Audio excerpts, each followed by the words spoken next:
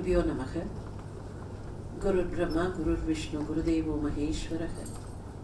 குரு சாக்ஷாத் பரம்பிரம்ம தஸ்மை ஸ்ரீ குரவே நமக.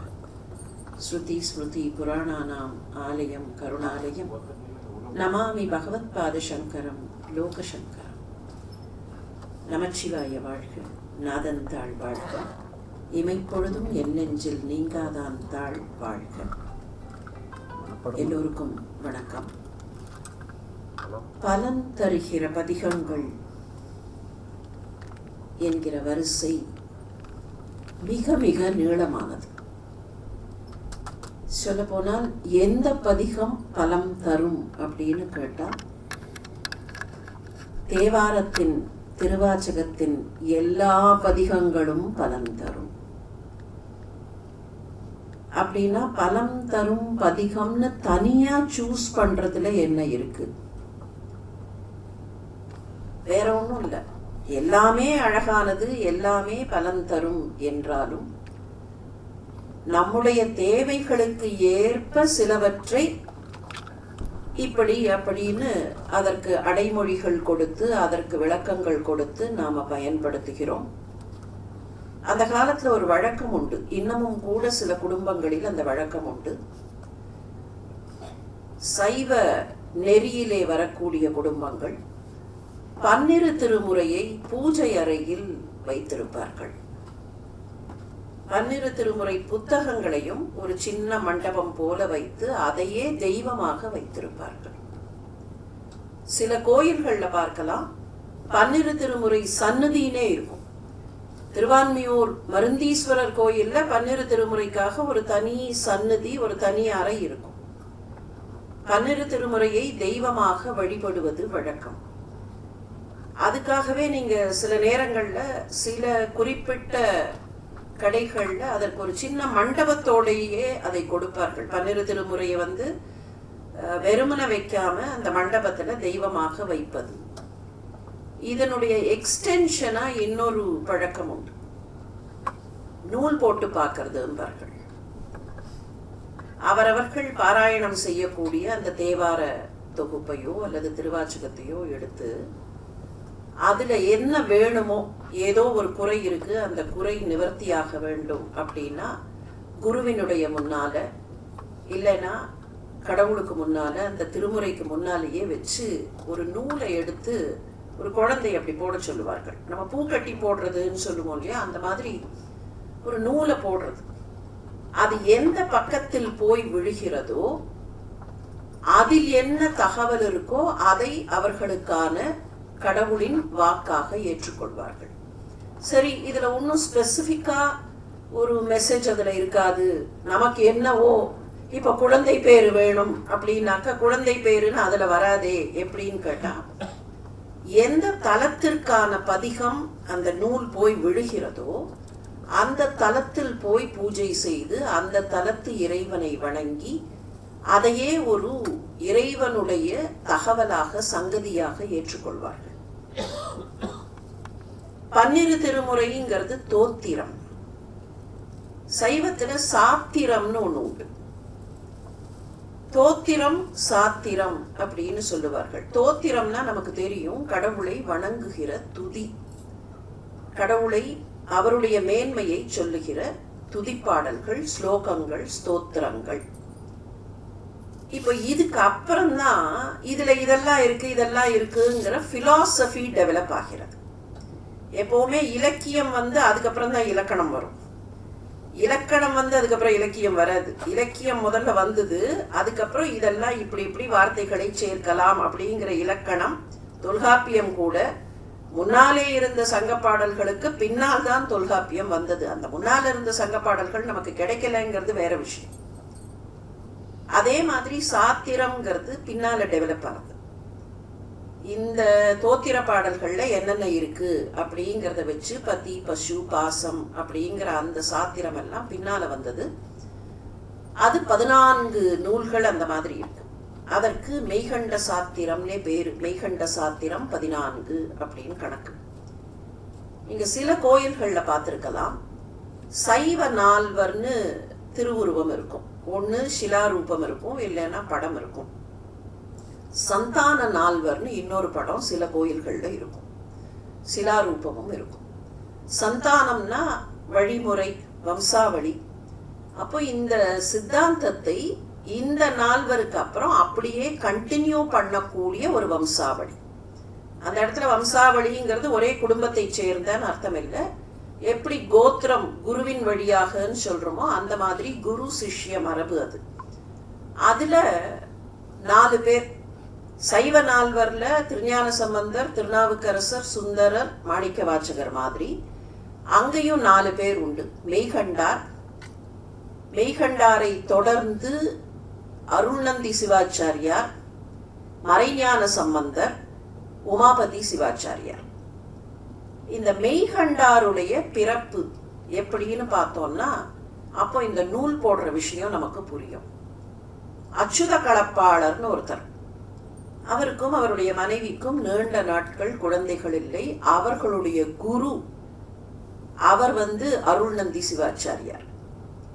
அருள்நந்தி சிவாச்சாரியார்கிட்ட போய் அவர்கள் உபதேசம் எல்லாம் ஏற்றுக்கொள்கிறார்கள். குழந்தை இல்லையேன்னு வருத்தத்தை தெரிவிக்கிறார்கள். அவர் என்ன சொல்றார், நூல் போட்டு பார்க்கலாம்.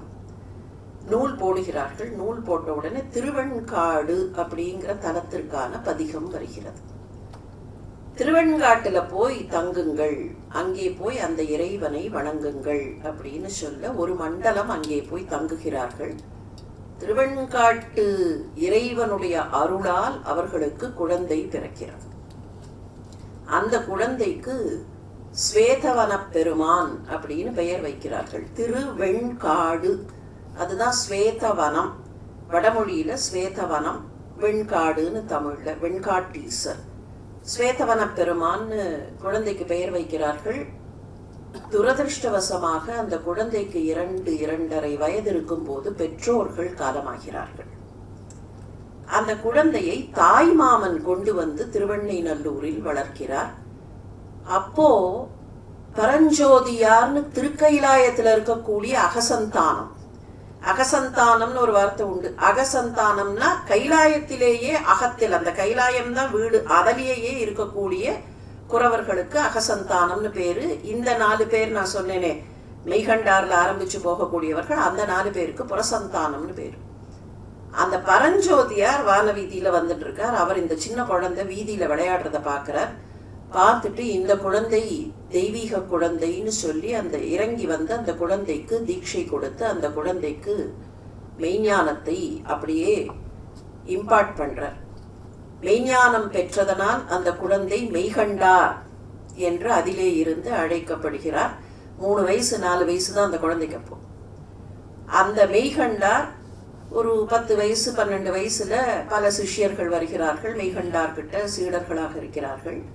இந்த அருள்நந்தி சிவாச்சாரியார் இருக்கார் பாருங்கள், அவ அப்பாவுக்கு குருவாக இருந்தவர். அவருக்கு அப்பா அம்மா இல்லைன்னு தெரிஞ்சு போச்சு செய்தி. ஆனா அந்த குழந்தை நம்ம கிட்ட வந்திருக்கணும். ஏன்னா வழி வழியா வம்சம் எப்படி வரும்னா அந்த குடும்பத்தை சேர்ந்தவர்கள் அந்த குரு கிட்ட தானே போவார்கள். காணமே அந்த குழந்தையன்னு தேடுறார். ஞான தீட்சையில் கண்டுபிடிக்கிறார் இந்த குழந்தை திருவெண்ணைநல்லூரில் இருக்கிறதுன்னு. சரி, குழந்தையினுடைய பக்குவம் என்ன அப்படின்னு பாக்கிறதுக்காக வரார். வந்து பார்த்தா மெய்கண்டார் தன்னுடைய சிஷ்யர்களுக்கு பாடம் எடுத்து கொண்டிருக்கிறார். அப்போ இவர் அப்படி நடக்கிறார். அப்படி நடந்துட்டு ஆணவம் என்பதன் இயல்பு என்ன அப்படின்னு கேட்கிறார். அவர் அப்படி நடந்துட்டே ஆணவம் என்பதன் இயல்பு என்னன்னு அந்த குழந்தை ஒண்ணும் பண்ணல, அப்படி ஒரு கையை காட்டுறது. நீர் நடக்கிற இந்த நடைதான் ஆணவத்தின் இயல்புன்னு. அப்படியே அந்த குழந்தையை ஏற்றுக்கொண்டு அந்த குழந்தைக்கு தான் சிஷ்யனாகிறார். அதனாலதான் சந்தான குறவர்கள்ல மெய்கண்டாருடைய சிஷ்யர் யாருன்னு கேட்டா அருள்நந்தி சிவாச்சாரியார். அப்பாவுக்கு குருவாக இருந்தவர் தானே சிஷ்யராகிறார். இந்த அளவுக்கு எப்பொருள் யார் யார் வாய் கேட்பினும் அப்பொருள் மெய்ப்பொருள்னு அவரே அவருக்கு சிஷ்யராகி, அப்புறம் அவருடைய சிஷ்யர் மறைஞான சம்பந்தர், அவருடைய சீடர் உமாபதி சிவாச்சாரியார்னு அந்த சந்தானம் தொடரும். எதுக்கு சொல்றேன், இந்த நூல் போட்டு பார்க்கிற வழக்கம் இப்பவும் கூட பல குடும்பங்கள்ல அவர்களுக்கு ஏதாவது ஒரு குறைன்னு இருந்தா அந்த குறைக்கு நூல் போட்டு பார்ப்பார்கள். எந்த பதிகம் வருகிறதோ அந்த பதிகத்தை அவர்கள் பாராயணம் செய்வார்கள். இந்த முறை ஏன்னா எந்த பதிகத்துக்கும் எல்லா பதிகத்துக்கும் பலன் உண்டு. இதுதான் இதுதான் அப்படின்னு இல்லை, எல்லா பதிகங்களும் பலன் தரக்கூடிய பதிகங்கள். ஆனா முதல்ல நான் சொன்ன மாதிரி நம்ம வசதிக்காக சிலவற்றை இந்த பதிகம் இந்த பதிகம் இந்த பதிகம்னு நாம வரையறை பண்ணியிருக்கோமே தவிர, எந்த பதிகம் அவரவர்களுக்கு எது வசதியோ அந்த பதிகத்தை அவரவர்கள் பாராயணம் செய்யலாம். ஒரு சின்ன லிஸ்ட், குறிப்பாக எந்த பதிகங்கள் இல்ல எனக்கு ஸ்பெசிபிக்கா வேணும் அப்படின்னு நினைக்கக்கூடியவர்களுக்கு ஒரு சின்ன லிஸ்ட் போட்டு பார்க்கலாம். உடல் நலத்தை தரக்கூடிய அல்லது உடல் நலத்தை என்ஹான்ஸ் பண்ணக்கூடிய பதிகங்கள் அப்படின்னா, வயிற்று வலி, வயிறு சம்பந்தமான பிரச்சனைகள் தீருவதற்கு கூற்றாயினவாறு விளக்ககில்லீர், அதைத்தான் நம்ம இன்னைக்கு பார்க்க போறோம். கூற்றாயினவாறு விளக்ககில்லீர் திருநாவுக்கரசருடைய பதிகம். அந்த நம்பர் எந்த திருமுறை, முதல் 7 திருமுறைகள் தேவாரம், 8வது திருமுறை மாணிக்கவாசகருடைய திருவாசகம். அதனால எந்த திருமுறையில எத்தனாவது பதிகமா அது தொகுக்கப்பட்டிருக்கு, இதை தொகுத்தவர் நம்பியாண்டார் நம்பி. அந்த தொகுப்புல எத்தனாவது பதிகம் அப்படிங்கிறது தான் அந்த நம்பர். விஷங்கள், கொடிய மிருகங்கள், அபாயகரமான விஷ உணவு, ஃபுட் பாய்சனிங் அப்படின்னு சொல்றமே, அந்த மாதிரி விஷயங்களுக்கு சுண்ணவெண் சந்தன சாந்து திருநாவுக்கரசருடைய பதிகம். ஒவ்வாமை, பாம்பு, பூரான் அந்த மாதிரியான விஷயங்களுக்கு ஒன்று கொலாம், இதுவும் திருநாவுக்கரசர் பாடியது, பொது பதிகம்னு கணக்கு இது. அதுதான் அந்த குழந்தைக்கு பாம்பு கடியின் விஷத்தை நீக்குவதற்காக அவர் திங்களூரில் பாடிய பதிகம். மூத்த திருநாவுக்கரசு கதை எல்லாருக்கும் தெரியும். அப்பூதியடிகளுடைய மகன், அந்த பிள்ளைய பாம்பு தீண்டியது, அந்த பிள்ளையின் விஷத்தை இறக்கிய பதிகம் இந்த ஒன்று கொலாம் அப்படிங்கிற பதிகம். பொதுவாகவே எந்த நோய் இருந்தாலும் அந்த நோய்கள் அகலுவதற்கு மந்திரமாவது நீரு, திருஞான சம்பந்தருடைய பதிகம். மதுரை மாநகரத்துல பாண்டிய மன்னன், நேத்திக்கு பார்த்தோம் இல்லையா, பாண்டிய மன்னனை பார்க்கறதுக்கு அவர் மதுரைக்கு போறார், கோளறு பதிகம் பாடிட்டு. அங்க வரக்கூடிய பிரச்சனைகள், அந்த பாண்டிய மன்னனுக்கே நோய் வருகிறது, அந்த நோயை தீர்த்த பதிகம் திருநீரு, திருநீற்று பதிகம்னு பேர் இதுக்கு. மந்திரமாவது நீரு, சுந்தரமாவது நீரு, தந்திரமாவது நீரு. நீங்க இப்பவும் பார்க்கலாம், மதுரை கோயில்ல அந்த திருநீருன்னு ஒரு இடம் வச்சிருப்பார்கள். இப்ப கொஞ்சம் இடத்த மாற்றி இருக்கிறார்கள், முன்ன இருந்த இடத்துக்கு கொஞ்சம் இப்ப மாத்தி இருக்கிறார்கள். அந்த திருநீர் இருக்கும், ஆலவாயான் திருநீருன்னு. அங்க யார் வேணாலும் கோவிலுக்கு போகக்கூடியவர்கள் அந்த திருநீற்றை எடுத்து இட்டுக்கொள்ளலாம். ஆலவாயானுடைய திருநீரு எந்த பிரச்சனையையும் தீர்த்து விடும் அப்படிங்கிறது இந்த நிகழ்ச்சி, அங்க நடந்த நிகழ்ச்சி. கண் கோளாறுகள் நீங்குவதற்கு ஆலம்தான் உகந்த அமுது செய்தானே சுந்தரருடைய பதிகம். மீளா அடிமை உமக்கே ஆளாய், இதுக்கு என்ன காரணம்னு சொன்னா, ஒரு பாதியை நம்ம நேற்றுக்கு பார்த்தோம். சுந்தரர் திருவொற்றியூர் எல்லையை தாண்டும் போது 2 கண்ணிலையும் பார்வை போயிடுது. அவருக்கு தெரிஞ்சு போச்சு, அவர் பண்ணின ஒரு சத்தியத்தை அவர் மீறார், அவருக்கே தெரிஞ்சு போச்சு, நான் சத்தியத்தை மீறிட்டேன், தப்பு, பரவாயில்லன்னு கண்ணு தெரியாம தடுமாறி போகிறார். அப்படி போகும்போது திருவெண்பாக்கம்னு ஒரு ஊர். அந்த திருவெண்பாக்கத்தை இப்ப நம்ம தேடி பார்க்கணும்னு சொன்னா ரொம்ப ஈஸி. பூண்டி நீர்த்தேக்கம், அந்த பூண்டி ரிசர்வாயருக்குள்ள அமிழ்ந்து போச்சு திருவெண்பாக்கம். ஆனா என்ன பண்ணினார்கள்னா, சத்தியமூர்த்தி மேயரா இருந்த போது தானே இந்த பூண்டி நீர்த்தேக்கம் அதுக்கான பிளான் போட்டார். அப்ப சத்தியமூர்த்தி அந்த ஊர் அமிழ்ந்து போயிடும், அது சுந்தரர் வழிபட்ட கோயில், பழைய கோயில் அப்படிங்கிறதுனால he chalked out a plan. அப்படியே அந்த கோவிலை எடுத்து கரையில எஸ்டாப்ளிஷ் பண்றதுக்கு அதற்கு பல பேர் உதவி செய்தார்கள். அவ்வளவா ரொம்ப சுலபத்துல அதுக்கு பணம் எல்லாம் கிடைக்கல, அங்கேருந்து அப்படியே எடுத்து கொண்டு வரணும். ஒரு 12 வருஷம் சத்தியமூர்த்தி அதுக்கப்புறம் காலமாயிட்டார். இருந்தா கூட இப்பவும் போய் பார்க்கலாம், அந்த கோயில் இருக்கு. நம்ம பூண்டி ப்ராஜெக்ட் ஹவுஸ் ஒரு பக்கத்துல இருக்கும், அதுக்கு நேர் எதிரில் அந்த கோவில் இருக்கு. பூண்டி ஊருக்குள்ள போகும்போதே இந்த கோவில் ரைட் சைட்ல வரும். அந்த கோவில்ல எல்லாம் அந்த பழைய கோவில்லேருந்து எடுத்து கொண்டு வந்ததுதான், எக்ஸப்ட் த துவாரபாலகர்கள். துவாரபாலகர்கள் சிலை மாத்திரம்தான் அப்புறம் வச்சது. அங்க அவருக்கு கோல் கிடைச்சது. அங்க வரும்போதுதான் திருவெண்பாக்கத்துல கண்ணு தெரியாம தட்டு வரும்போது கையில ஒரு கோல் இருந்தா அதை வச்சு கொஞ்சம் மேனேஜ் பண்ணலான்னு அந்த கோலோட தான் அவர் காஞ்சிபுரத்துக்கு போனார். காஞ்சிபுரத்துல ஏகாம்பரேஸ்வரர் அவருக்கு இடது கண் பார்வையை கொடுத்தார். அந்த பார்வையோட, ஒற்றை கண் பார்வையோட காஞ்சிபுரத்திலேருந்து திருவாரூருக்கு போறார். திருவாரூருக்குள்ள நுழைஞ்ச உடனே திருவாரூர் தியாகேசர் அவரை பற்றி பாடுகிறார். அப்போ 2வது கண்ணிலையும் பார்வை வருகிறது. அதுதான் ஆலம்தான் உகந்து அமுது செய்தானைங்கிறது காஞ்சிபுரம் ஏகாம்பரேஸ்வரருக்காக பாடியது. மீளா அடிமை உமக்கே, நான் எப்போதும் உனக்கு தான் அடிமை அப்படின்னு திருவாரூர் தியாகேசர்கிட்ட பாடினது. கண் நோய்கள் நீங்குவதற்கு இந்த 2 பதிகங்கள். தடைப்பட்ட பேச்சு இல்ல வாக்கு வன்மை, வாக்கு சுத்தமாக இருக்க வேண்டும். ஒருவேளை வாக்கு சில சமயத்துல சில பேருக்கு கொஞ்சம் அந்த மழலை போகல, இல்ல குரல் சரியா வரல அப்படின்னா பூசுவதும் வெந்நீர் பூண்பதுவும் பொங்கரவம். இது மாணிக்க வாசகருடைய திருவாச்சகத்துல இருக்கக்கூடியது. திருச்சாடல்னு பேர் இதுக்கு. எலும்பு முறிவுகள், காயங்கள் இவையெல்லாம் நீண்ட காலமாக இருக்கிற நோய்கள் போவதற்கு விங்கு விளை கழனி மிகுன்னு திருஞான சம்பந்தருடைய பதிகம் 3ஆம் திருமுறையில இருப்பது. இதய நோய்கள், நெஞ்சு தொடர்பான கோளாறுகள், துஞ்சலும் துஞ்சல் இல்லாத ஞானசம்பந்தருடையது.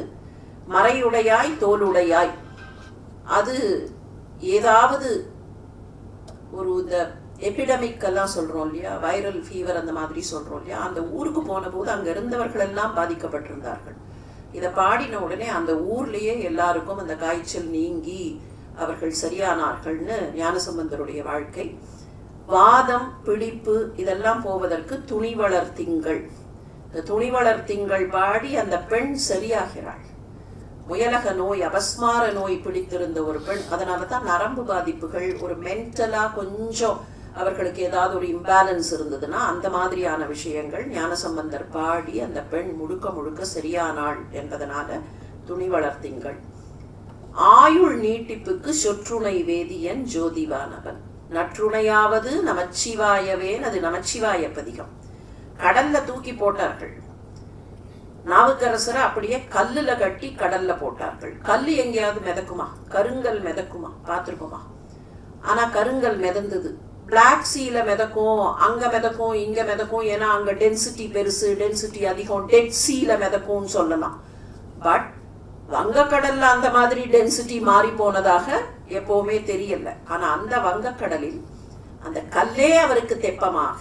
அதனாலதான் கற்றுணை பூட்டியோர் கடலில் பாய்ச்சினும், கல்லை எனக்கு துணையாக வச்சு கல்லுல என்ன கட்டி கடல்ல போட்டாலும் நற்றுணையாவது நமச்சிவாயவே. அதனால அந்த பதிகம் நாவுக்கரசர் உணவு கிடைப்பதற்கு அன்னம்பாலிக்கும் தில்லை சிற்றம்பலம்னு பாடினார். இப்போதும் கூட நிறைய பேர் சாப்பிட உட்கார்ந்த உடனே அவரவர்களுக்கு இருக்கக்கூடிய அந்த பிரார்த்தனை முறையில நிறைய பேர் இந்த அன்னம்பாலிக்கும் தில்லை சிற்றம்பலம் அந்த ஒரு பாட்டையாவது சொல்லிட்டு தான் சாப்பிட ஆரம்பிப்பார்கள். அது ஒரு வழக்கம் நிறைய பேர்கிட்ட உண்டு. மன நிம்மதியோடு வாழுவதற்கு, எந்த பிரச்சனையும் இல்லாமல் மன நிம்மதியோடு வாழ்வதற்கு சொல்லிய பாட்டின் பொருளுணர்ந்து சொல்லுவார் நரை மாணிக்க வாசகர். அந்த சிவபுராணம் நமச்சிவாய வாழ்க நாதந்தாள் வாழ்க அப்படிங்கிற அந்த சிவபுராணம். திருமண தடைகள் அகலுவதற்கு சடையாய் எனுமால். இது அந்த பெண், ஒரு பெண் மணாளனை மனதில் வரித்து அவனோடு புறப்பட்டு வந்து விடுகிறாள். அவன் இறந்து போகிறான். அந்த சமயத்துல அவனை மறுபடியும் உயிர்ப்பித்து அவர்களுக்கு திருமணத்தை ஞானசம்பந்த பெருமான் நடத்தி வைக்கிறார். அதனால திருமண தடைகள் அகலக்கூடிய பதிகம். புத்திர பேரு கண்காட்டு நுதலானும் திருஞான சம்பந்தருடைய பதிகம். சுகமான பிரசவத்திற்கு நன்றுடையானை திருஞான சம்பந்தர். மட்டுவார் குடலாள் திருநாவுக்கரசருடைய பதிகம். செல்வம் பெறுவதற்கு, கடன் கொடுத்து திரும்பி வரலன்னா, அந்த மாதிரி தேவைக்கு பணம் வேணும், எனக்கு இன்னைக்கு தேவை இருக்கு பணம் வேணும் அப்படின்னா, இடரினும் தளரினும் ஞானசம்பந்தருடைய பதிகம் தான். அவ அப்பாவுக்காக அவர் வேணுமே நீ கொடுக்க மாட்டேங்கிறியே அப்படின்னு கேட்ட உடனே சிவபாத ஹிருதயருக்காக இறைவன் பணம் கொடுத்த அந்த நிகழ்ச்சி நடந்தது. நெய்யும் பாலும் சுந்தரர், மெய்யை முற்றப்பொடி அதுவும் சுந்தரர். பார்த்தோம் இல்லையா நேற்றுக்கே, சுந்தரர் காசு வேணும்னா நேர கையை யார்கிட்ட நீட்டுவார்னா சிவபெருமான்கிட்ட தான் நீட்டுவார். நான் வந்திருக்கேனே இன்னும் கொடுக்கலையே நீ அப்படின்னு சண்டை வேற போடுவார். சிவபெருமான் இவருக்கு வேற யாராவது காசு கொடுத்தா அதை கொள்ள வேற அடிப்பார். என்னை விட்டுட்டு நீ வேற யார்கிட்டயோ வாங்கினியா அப்படின்னு கொள்ளையடிச்சு. இதெல்லாம் நிறைய இந்த மாதிரியான ரொம்ப சுவாரஸ்யமான சம்பவங்கள் நிறைந்த இந்த பதிகங்கள். வழக்குகள் வெல்லுவதற்கு வாசி தீரவே காசு நல்குவீர். இந்த வாசிக்காசை கொடுத்துட்டார் சிவபெருமான், போய் அவர்கிட்டயே சண்டை போட்டார் ஞானசம்பந்தர். வினைகள் அகல்வதற்கு அவ்வினைக்கு இவ்வினை என்கிற ஞானசம்பந்தருடைய பதிகம். இப்படி பல பதிகங்கள் ஒரு ஒரு பானை சோற்றுக்கு ஒரு சோறு பதம்ங்கிற மாதிரி ஒரு சில பதிகங்களை பற்றின குறிப்புகள் இவை. இன்னைக்கு நாம பார்க்க போற பதிகம் திரு அதிகை திருப்பதிகம், திருநாவுக்கரசருடைய திருப்பதிகம். சொல்ல போனா தேவாரத்தினுடைய முதல் பதிகம் இதுதான். This was the start of Thevaram. திருநாவுக்கரசருடைய வாழ்க்கையில் அவர் முதல்ல பாட ஆரம்பிச்சு இதுக்கு அப்புறம்தான் மற்ற தேவார பாடல்கள் வந்தன. அதனால இதுதான் தேவாரத்தினுடைய ஜெனசிஸ், பிகினிங் அப்படின்னு சொல்லலாம். திருநாவுக்கரசரை பற்றிய ஒரு சில குறிப்புகளை மாத்திரம் பார்ப்போம். மருள் நீக்கியார்னு பேர் அவருக்கு. அவ அப்பா அம்மா வைத்த பெயர் மருள் நீக்கியார். அவருடைய வாழ்க்கை கதை நிறைய பேருக்கு தெரிஞ்சிருக்கும், கொஞ்சம் நினைவுபடுத்திக்கலாம். இளம் வயதில் தந்தை தாய் இறந்து போனார்கள். அக்கா, அந்த அக்கா கிட்ட ரொம்ப பாசமாக இருந்தார். திலகவதியார்னு பேரு. தந்தை தாய் இறந்து போனதற்கு ஒரு காரணம் உண்டு. திலகவதியாருக்கு கல்யாணம் நிச்சயம் பண்ணியிருந்தார்கள். கலிப்பகைன்னு அந்த ப்ராஸ்பெக்டிவ் மாப்பிள்ளைக்கு பேரு. ஆனா அப்போ போர் நடந்தது. அந்த போர்ல கலிப்பகை இறந்து போனார்.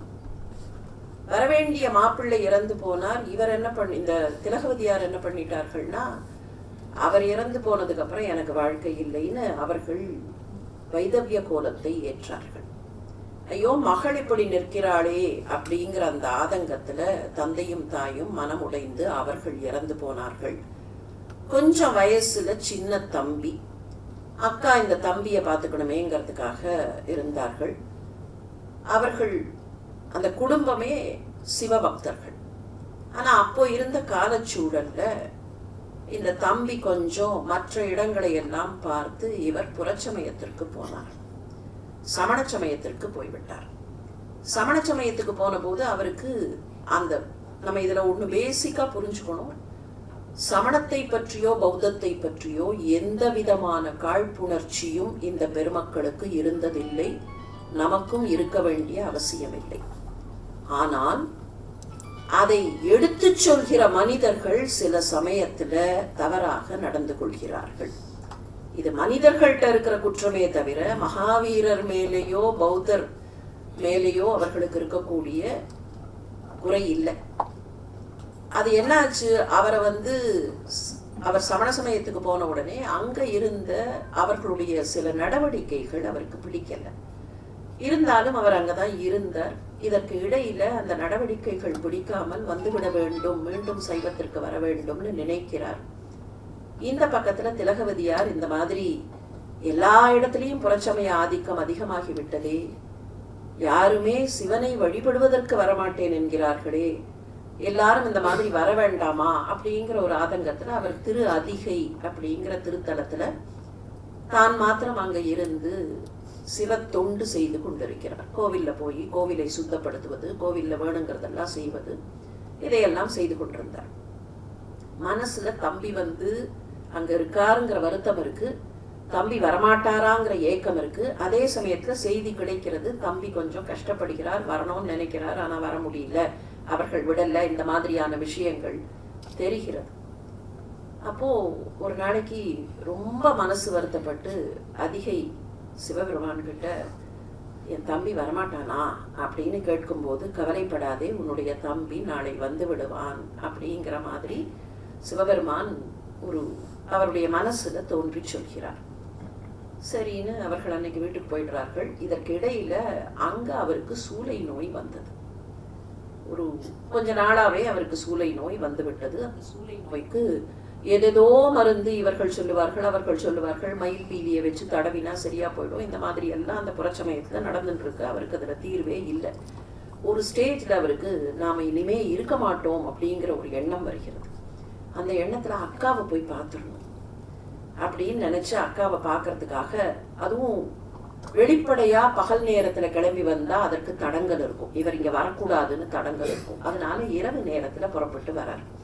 அப்படி புறப்பட்டு வரும்போது அக்காவை பார்க்கறது மாத்திரம் இல்லை, இவ்வளவு கஷ்டப்படுறேனே சிவபெருமானே, என்னோட இந்த வலியை தீர்க்க மாட்டியா அப்படின்னு வரும்போது ஏதோ ஒரு உந்துதல்ல சிவனிடத்தில் அந்த பிரார்த்தனையை வைக்கிறார். அந்த பிரார்த்தனை தான் இப்ப நாம பார்க்க போற இந்த பதிகம். இந்த பதிகத்தை பாடி முடிக்கும் போது அந்த விடியல் காலை பொழுதில் அவருடைய நோய் தீருகிறது. திலகவதியார் காலையில கோவிலுக்கு வந்து பார்க்கும்போது அங்கே தம்பி இருப்பதை பார்க்கிறார். இதுக்கு அப்புறம்தான் அவர் முழுக்க முழுக்க முழுக்க பாட ஆரம்பிச்சு, இறைவனே இவ்வளவு அற்புதமா பாடுகிறையே, நாவுக்கு அரசன், நீ நாவுக்கு அரசன். இதுல ஒண்ணு, நாவுக்கரசன்கிற பெயரா இருக்கட்டும், மாணிக்க வாசகருங்கிற பெயரா இருக்கட்டும், இதெல்லாம் இவர்களுக்கு பெற்றோர் வைத்த பெயர் இல்லை, இதெல்லாம் இறைவன் கொடுத்த பெயர். நாவரசன் நீ அப்படின்னு சொல்லி அதுக்கப்புறம் பல திருத்தலங்களுக்கு போய் அவர் இறைவனை பாடுகிறார். இதுதான் நாவுக்கரசருடைய ஒரு சுருக்கமான வரலாறு. அவருடைய இயற்பெயர் மருள் நீக்கியார். மாற்று சமயத்தில் அவர் இருந்தபோது அவருக்கு இருந்த பெயர் தர்மசேனர். இறைவன் அவருக்கு கொடுத்த பெயர் நாவுக்கரசர். வாகீஷர், வாக்குக்கு ஈஷர், வாகீஷர். அப்பருங்கிறது ஞானசம்பந்தர் அவருக்கு கொடுத்த பெயர். வயசுல பெரியவரா இருக்காரேங்கிறதுனால அவர் எப்படி கூப்பிடுறது, அதனால அப்பரேன்னு கூப்பிட்டார். இவர் அவரை பிள்ளையாரேன்னு கூப்பிட்டார். உழவாரப்படையாளி, நீங்க அந்த படத்திலேயே பார்க்கலாம், அவர் கையில அந்த உழவாரப்படைன்னு ஒண்ணு வச்சுட்டு இருப்பார். அதனால அவருக்கு பேரே உழவாரப்படையாளி. இந்த உழவாரப்படை என்னன்னா, போய் கோவில்ல இருக்கிற இடத்தெல்லாம் சுத்தப்படுத்துவார். மற்றவர்கள் வருவதற்கு, அவருக்காக இல்லை, கோவிலுக்கு வரக்கூடியவர்கள் காலில் கூட எதுவும் குத்திடக்கூடாது, அவர்கள் நல்ல சந்தோஷமாக கோவிலுக்கு வர வேண்டும்ங்கிறதுக்காக அந்த கோயிலை தூய்மைப்படுத்தி. இதுல இன்னொரு historical fact which probably we overlook many times. ஏன் அவர் உழவாரப்படையை வைத்துக்கொண்டு கோவிலை சுத்தப்படுத்தி இருக்க வேண்டும்? இது ஒரு பக்கத்துல சொல்லும் போது கைத்தொண்டு செய்தார், அவர் கைத்தொண்டு செய்தார், உடலாலும் உழைத்தார், மனதால் பாடினார் அப்படின்னு சொல்றோம். பட் ஸ்பெசிபிக்கா அவர் வச்சுட்டு இருந்ததுக்கு என்ன காரணம்னு கொஞ்சம் தேடி பார்த்தோம்னா ஒண்ணு புரியும். though it is not documented much. கோவில்கள் சிதிலமடைகிற அளவிற்கு போயிருந்தன. சிவன் கோயில்களும் விஷ்ணு கோயில்களும் வருவாரின்றி சிதிலமடைகிற அளவிற்கும் குப்பை கூலமாக அந்த இடங்கள் இருந்தன. அந்த இடங்களை அவர் சரி செய்தார். இதுல இன்னொரு ஃபேக்ட் இருக்கு. சில கோயில்கள் நமக்கு இன்னைக்கு கிடைச்சிருக்கிறதுக்கு அவர் தான் காரணம். அந்த கோயில்கள் மேல வேற கட்டடங்கள் வந்திருந்தன. அந்த கட்டடங்களை எல்லாம் நீக்கி அந்த கோயில்களை இந்த இடத்துல சிவபெருமான் இருக்கார் அப்படிங்கறத எஸ்டாப்ளிஷ் பண்ணவர் அவர் தான். இன்னைக்கு தமிழ்நாடு கோயில்களால் சிறந்ததுன்னு நாம ரொம்ப அப்படி தலை தூக்கி கோயில்களை பற்றி கர்வப்படுகிறோம்னு சொன்னா we owe it to Thirunavukkarasar. அவர் கண்டுபிடிச்சு கொடுத்திருக்கலன்னா 7ஆம் நூற்றாண்டுல நிறைய கோயில்கள் நமக்கு தெரிஞ்சே இருக்காது. சொல்ல போனா உண்ணா நோன்பு அப்படின்னு ஒண்ணு சொல்றோமா இல்லையா? பிற்காலத்துல உண்ணா நோன்பு became our political weapon. ஆனால் முதல்ல உண்ணா நோன்பு இருந்தவர் அவர் தான். இந்த இடத்துல இருக்கார் சிவபெருமான், இங்க சிவலிங்கம் இருக்கு, நான் இந்த இடத்தை விட்டு நகர மாட்டேன்னு உட்கார்ந்தார். என்னென்னமோ செய்து பார்த்தார்கள். கடைசியில போய் பல்லவ மன்னன் கிட்ட சொன்னார்கள், இதுக்கு பின்னால இருக்கார், இந்த சிவத்தை இடியுங்கள்னார். பல்லவ மன்னன் கடைசியில வந்து மகேந்திர பல்லவன் வந்து அந்த சிவத்தை இடிச்சா பின்னால சிவலிங்கம் இருந்தது. உண்ணா நோன்பு இருந்தவர் மகேந்திர பல்லவன் பல திருக்கோயில்களை கட்டுவதற்கு இவர்தான் காரணம். இவரால்தான் மகேந்திர பல்லவன் மடைமாற்றம் அடைந்து பல திருக்கோயில்களை கட்டினான். இந்த திரு அதிகையிலேயே குணபரேஸ்வரம் அப்படின்னு ஒரு கோயில் மகேந்திர பல்லவன் கட்டிய கோயில். தாண்டகவேந்தர், தாண்டகம்ங்கிறது ஒரு special format of verse, literary ஜானர்ல தாண்டகம்னு ஒண்ணு. அதை முதலில் பயன்படுத்தியவர். அதனால தாண்டகவேந்தர், தாண்டக சதுரர், ஆளுடை அரசர். ஆளுடைங்கிற வார்த்தை என்னங்கிறத பின்னால பார்க்கலாம். ஆளுடை பிள்ளை, ஆளுடை அரசர், ஆளுடை நம்பி அப்படின்னு இந்த 3 பேருக்கும் பெயர் உண்டு. ஆளுடை பிள்ளை ஞானசம்பந்தர், ஆளுடை அரசர் திருநாவுக்கரசர், ஆளுடை நம்பி சுந்தரமூர்த்தி சுவாமிகள். இதுதான் அந்த பதிகம், திரு அதிகையில பாடப்பட்ட பதிகம். அவருடைய சூலை நோய் தீர்வதற்கு காரணமாக இருந்த பதிகம். திரு அதிகை அப்படிங்கிற இந்த திருத்தலம் கெடில ஆற்றங்கரையில இருக்கு. பண்ருட்டியினுடைய ஒரு சின்ன பகுதி. இன்னைக்கு போய் பார்த்தோம்னா பண்ருட்டிங்கிற ஊர்ல ஒரு பகுதியாக இருக்கிறது. அஷ்டவீரட்டானங்களில் ஒன்று. அஷ்டவீரட்டானம்னா என்ன அப்படின்னு சந்தேகம் வரலாம். சிவபெருமானுடைய 8 விதமான வீர செயல்கள் நடைபெற்ற திருத்தலங்களுக்கு வீரஸ்தானம். அந்த வீரஸ்தானம்ங்கிறது தான் வீரட்டானம்னு மாறும். 8 விதமான வீர செயல்கள். பிரம்மாவினுடைய தலையை துண்டித்தது, அது திருக்கண்டியூர் காவிரி ஆற்றங்கரையில இருக்கு. அதே மாதிரி யமதர்மனை அழித்தது திருக்கடவூர். திரிபுரம் எரித்ததுங்கிறது தான் இந்த திரு அதிகை. முப்புறம் எரித்த முப்புராரி திரு அதிகை. அதே மாதிரி தக்ஷன் வேள்வியை அவித்தது திருப்பரியலூர். அந்தகாசுரனை அழித்தது திருக்கோவலூர். மன்மதனை எரித்தது திருக்குறுக்கை. ஜலந்தராசுரன் அப்படின்னு ஒருத்தன், அது திருவிற்குடி. அதே கடைசியில யானையின் தோலை உரித்ததுங்கிறது வழுவூர். இந்த வழுவூர் பாடல் பெற்ற ஸ்தலம் இல்லை. 8 திருத்தலங்கள்ல வழுவூருக்கு மாத்திரம் பாடல்கள் கிடைக்கல, இருந்துதானும் தெரியல. மிச்ச 7 தலங்களுக்கு பாடல்கள் உண்டு, தேவார பாடல்கள் உண்டு. கூற்றாயினவாறு விளக்ககிலீர் கொடுமை பல செய்தன நான் அறியேன். ஏற்றாய் அடிக்கே இரவும் பகலும் பிரியாது வணங்குவன். எப்பொழுதும் தோற்றாது என் வயிற்றில் அகம்படியே குடரோடு துடக்கி முடக்கியிட ஆற்றேன். அடியேன் அதிகை கெடில வீரட்டானத்து உரை அம்மானே. அந்த கெடில நதிக்கரையில் இருக்கிற அதிகைங்கிறதையும் அது வீரட்டானம்ங்கிறதையும் கடைசி வரி அதே மாதிரி ரிப்பீட் ஆகும். திருநாவுக்கரசரை பத்தி ஒரு வார்த்தை. திருநாவுக்கரசருடைய பதிகங்களை படிக்கும் போது இந்த லாஸ்ட் லைன் நிறைய இடங்கள்ல ரிப்பீட் ஆகிட்டே இருக்கும். இந்த பதிகத்திலேயே அந்த மாதிரி வரும். இன்னும் போக போக சில பதிகங்கள் பார்த்தா அந்த கடைசி வரி அப்படியே ரெப்பிட்டிஷன். கண்டேன் அவர் திருப்பாதம் கண்டறியாதன கண்டேன், கண்டேன் அவர் திருப்பாதம் கண்டறியாதன கண்டேன். இதுல என்ன இம்பார்ட்டன்ஸ்னு கேட்கலாம். இதுதான் பல்லவி பாடுற முறை இருக்கு. பல்லவி பாடுறதுன்னா நான் அந்த பல்லவி இந்த இதை சொல்லல. பல்லவி அனுபல்லவி சரணம்னு சொல்லி கோ பேக் டு பல்லவிங்கிறது இருக்கே, அந்த சிஸ்டம் இவால்வ் ஆகிறதுக்கு இதுதான் காரணம். இதை வைத்து கொண்டுதான் அந்த சிஸ்டம் இவால்வ் ஆகிறது. அப்போ தொட்டு தொட்டு நீங்க திரும்பி திரும்பி ஒரு விஷயத்தை சொல்லும் போது இட் கெட்ஸ் ரீஎன்ஃபோர்ஸ்ட். அதிகை கடில வீரட்டானத்துறை அம்மானே, அதிகை கடில வீரட்டானத்துறை அம்மானேன்னு சொல்லும் போது அந்த வீரட்டானத்து ஈசன் மேல ஒரு நம்பிக்கை திரும்ப திரும்ப ரீஎன்ஃபோர்ஸ் ஆகுது. அந்த ரீஎன்ஃபோர்சிங் சிஸ்டம் தான் மியூசிக்ல வரும்போது போய் பல்லவியை தொட்டு தொட்டு நீங்க சரணம் பாடிட்டு மறுபடியும் பல்லவியில ஒரு லைன், சரணம் பாடிட்டு you go back to pallavi and sing that அப்படிங்கிற அந்த சிஸ்டம் இவால்வ் ஆகிறதுக்கு இவர்தான் பிரதான காரணம். கூற்றாயினவாறு விளக்ககிலீர். கூற்றுனா யமன். எனக்கு யமனா இருக்கிற இந்த நோயை விளக்க மாட்டீர்களா? இது யமனா ஆயிடுது. சில சமயத்துல சொல்றோம் இல்லையா, ஏதாவது ரொம்ப தாங்க முடியலன்னா யமனா இருக்கு அப்படின்னு. எனக்கு யமனாக அது யமன் இல்லை. இந்த நோய் வந்தா இந்த நோயில உடனே எல்லாம் அவருக்கு மரணம் வராது. ஆனா தவித்து கொண்டே இருக்க வேண்டும், துன்பப்பட்டு கொண்டே இருக்க வேண்டும். It's a long drawn process. அப்ப என்ன சொல்றார், தாங்க முடியாம இது யமன மாதிரி ஆயிடுத்தே, இந்த மாதிரி ஒரு நோய் இருக்கே, இந்த நோயை எனக்கு விளக்க மாட்டீர்களா? கூற்று ஆயின, எனக்கு கூற்றாக ஆகி போன ஒன்றை விளக்க மாட்டீர்களா? கொடுமை பல செய்தன நான் அறியேன். நான் எத்தனையோ கொடுமை பண்ணிட்டேன், எத்தனையோ தப்பு பண்ணிட்டேன். அப்பெல்லாம் எனக்கு தெரியல. நான் அறியேன், என்ன தப்பு பண்ணினேங்கிறதெல்லாம் எனக்கு சரியா தெரியல. நான் தப்பு நிறைய பண்ணினேனுங்கிறது மாத்திரம் தெரியறது எனக்கு. அப்ப அதெல்லாம் புரியல. ஆனால் என்னை ஏற்றுக்கொண்டீர்கள். இவ்வளவு தப்பு பண்ணிட்டு வந்த என்னை கூட நீங்கள் ஏற்றுக்கொண்டீர்கள். ஏற்றாய், என்னை நீ ஏற்றுக்கொண்டாய். அடிக்கே இரவும் பகலும் பிரியாது வணங்குவன். இப்ப எனக்கு புத்தி வந்துருது. இனிமே இரவும் பகலும் வேற எதையும் நினைக்காம உங்களையே நான் நினைத்து உங்களையே வணங்குவேன். உங்களுடைய திருவடியை பிரிய மாட்டேன். அதுதான் அடிக்கே பிரியாது.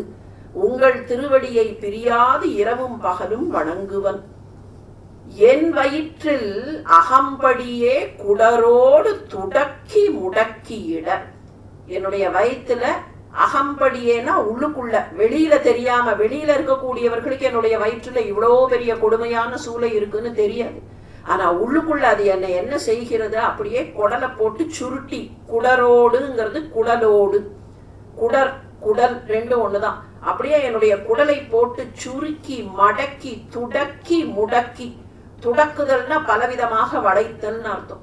என் குடலை அப்படியே சுருட்டி மடக்கி இருக்கே, என்னை அப்படியே முடக்குகிறதே. அந்த ஒரு வலி என்னால் தாங்க முடியவில்லை. துடக்கி முடக்கியிட ஆற்றேன். என்னால் அதை தாழ முடியவில்லை. அதற்கு என்னால் எந்த விதமான தீர்வும் காண முடியவில்லை.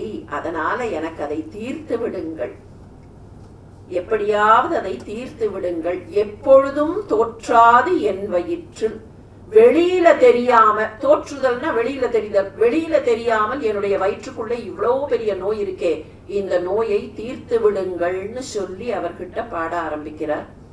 கூற்று ஆயினவாறு விளக்ககிலீர். அதை இன்னொரு விதமாகவும் பார்க்கலாம்.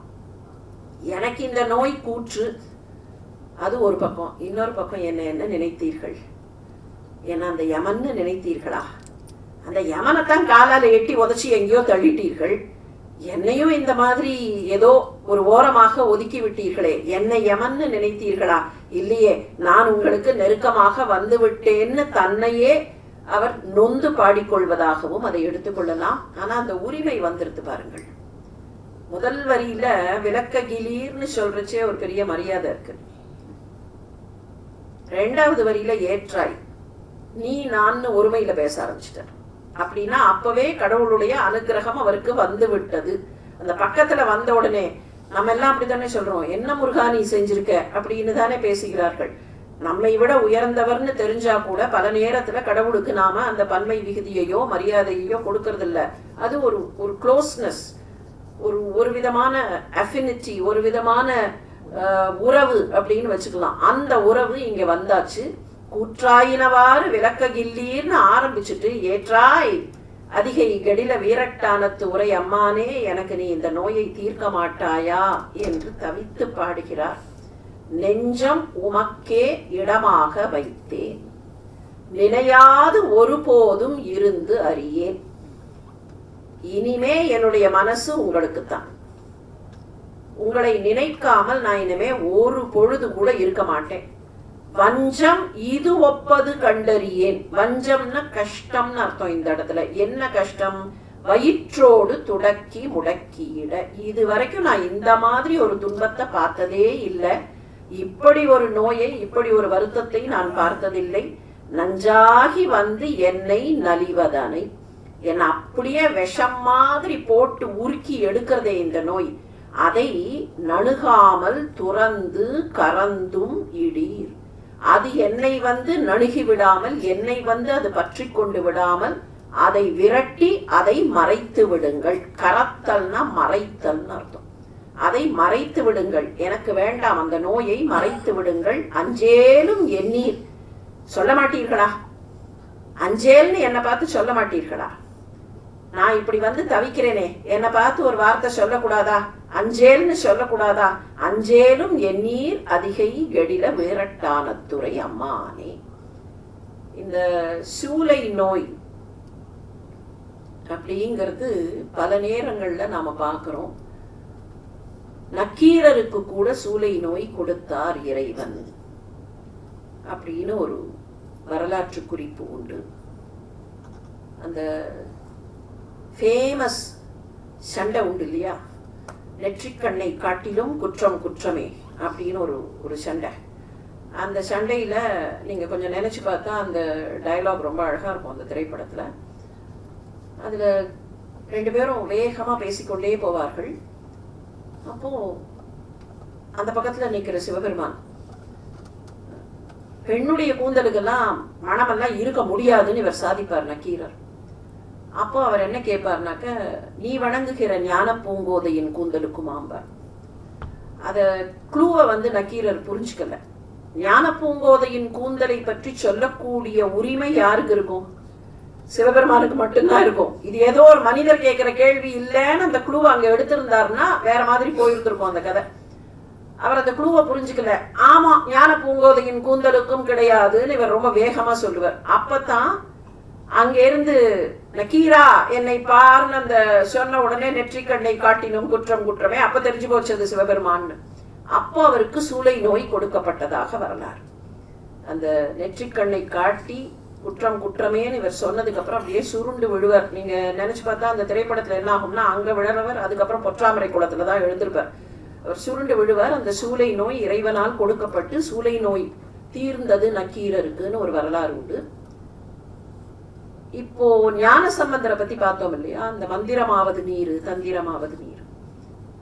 ஞான சம்பந்தர் மதுரைக்கு போயிட்டார். கோளறுபதிகம் பாடிட்டு சமாதானப்படுத்திட்டு மதுரைக்கு போறார்.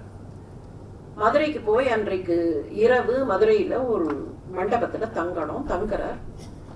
இவர் வருகிறாருங்கிற செய்தி புரட்சமயத்தாருக்கு கிடைத்து விட்டது.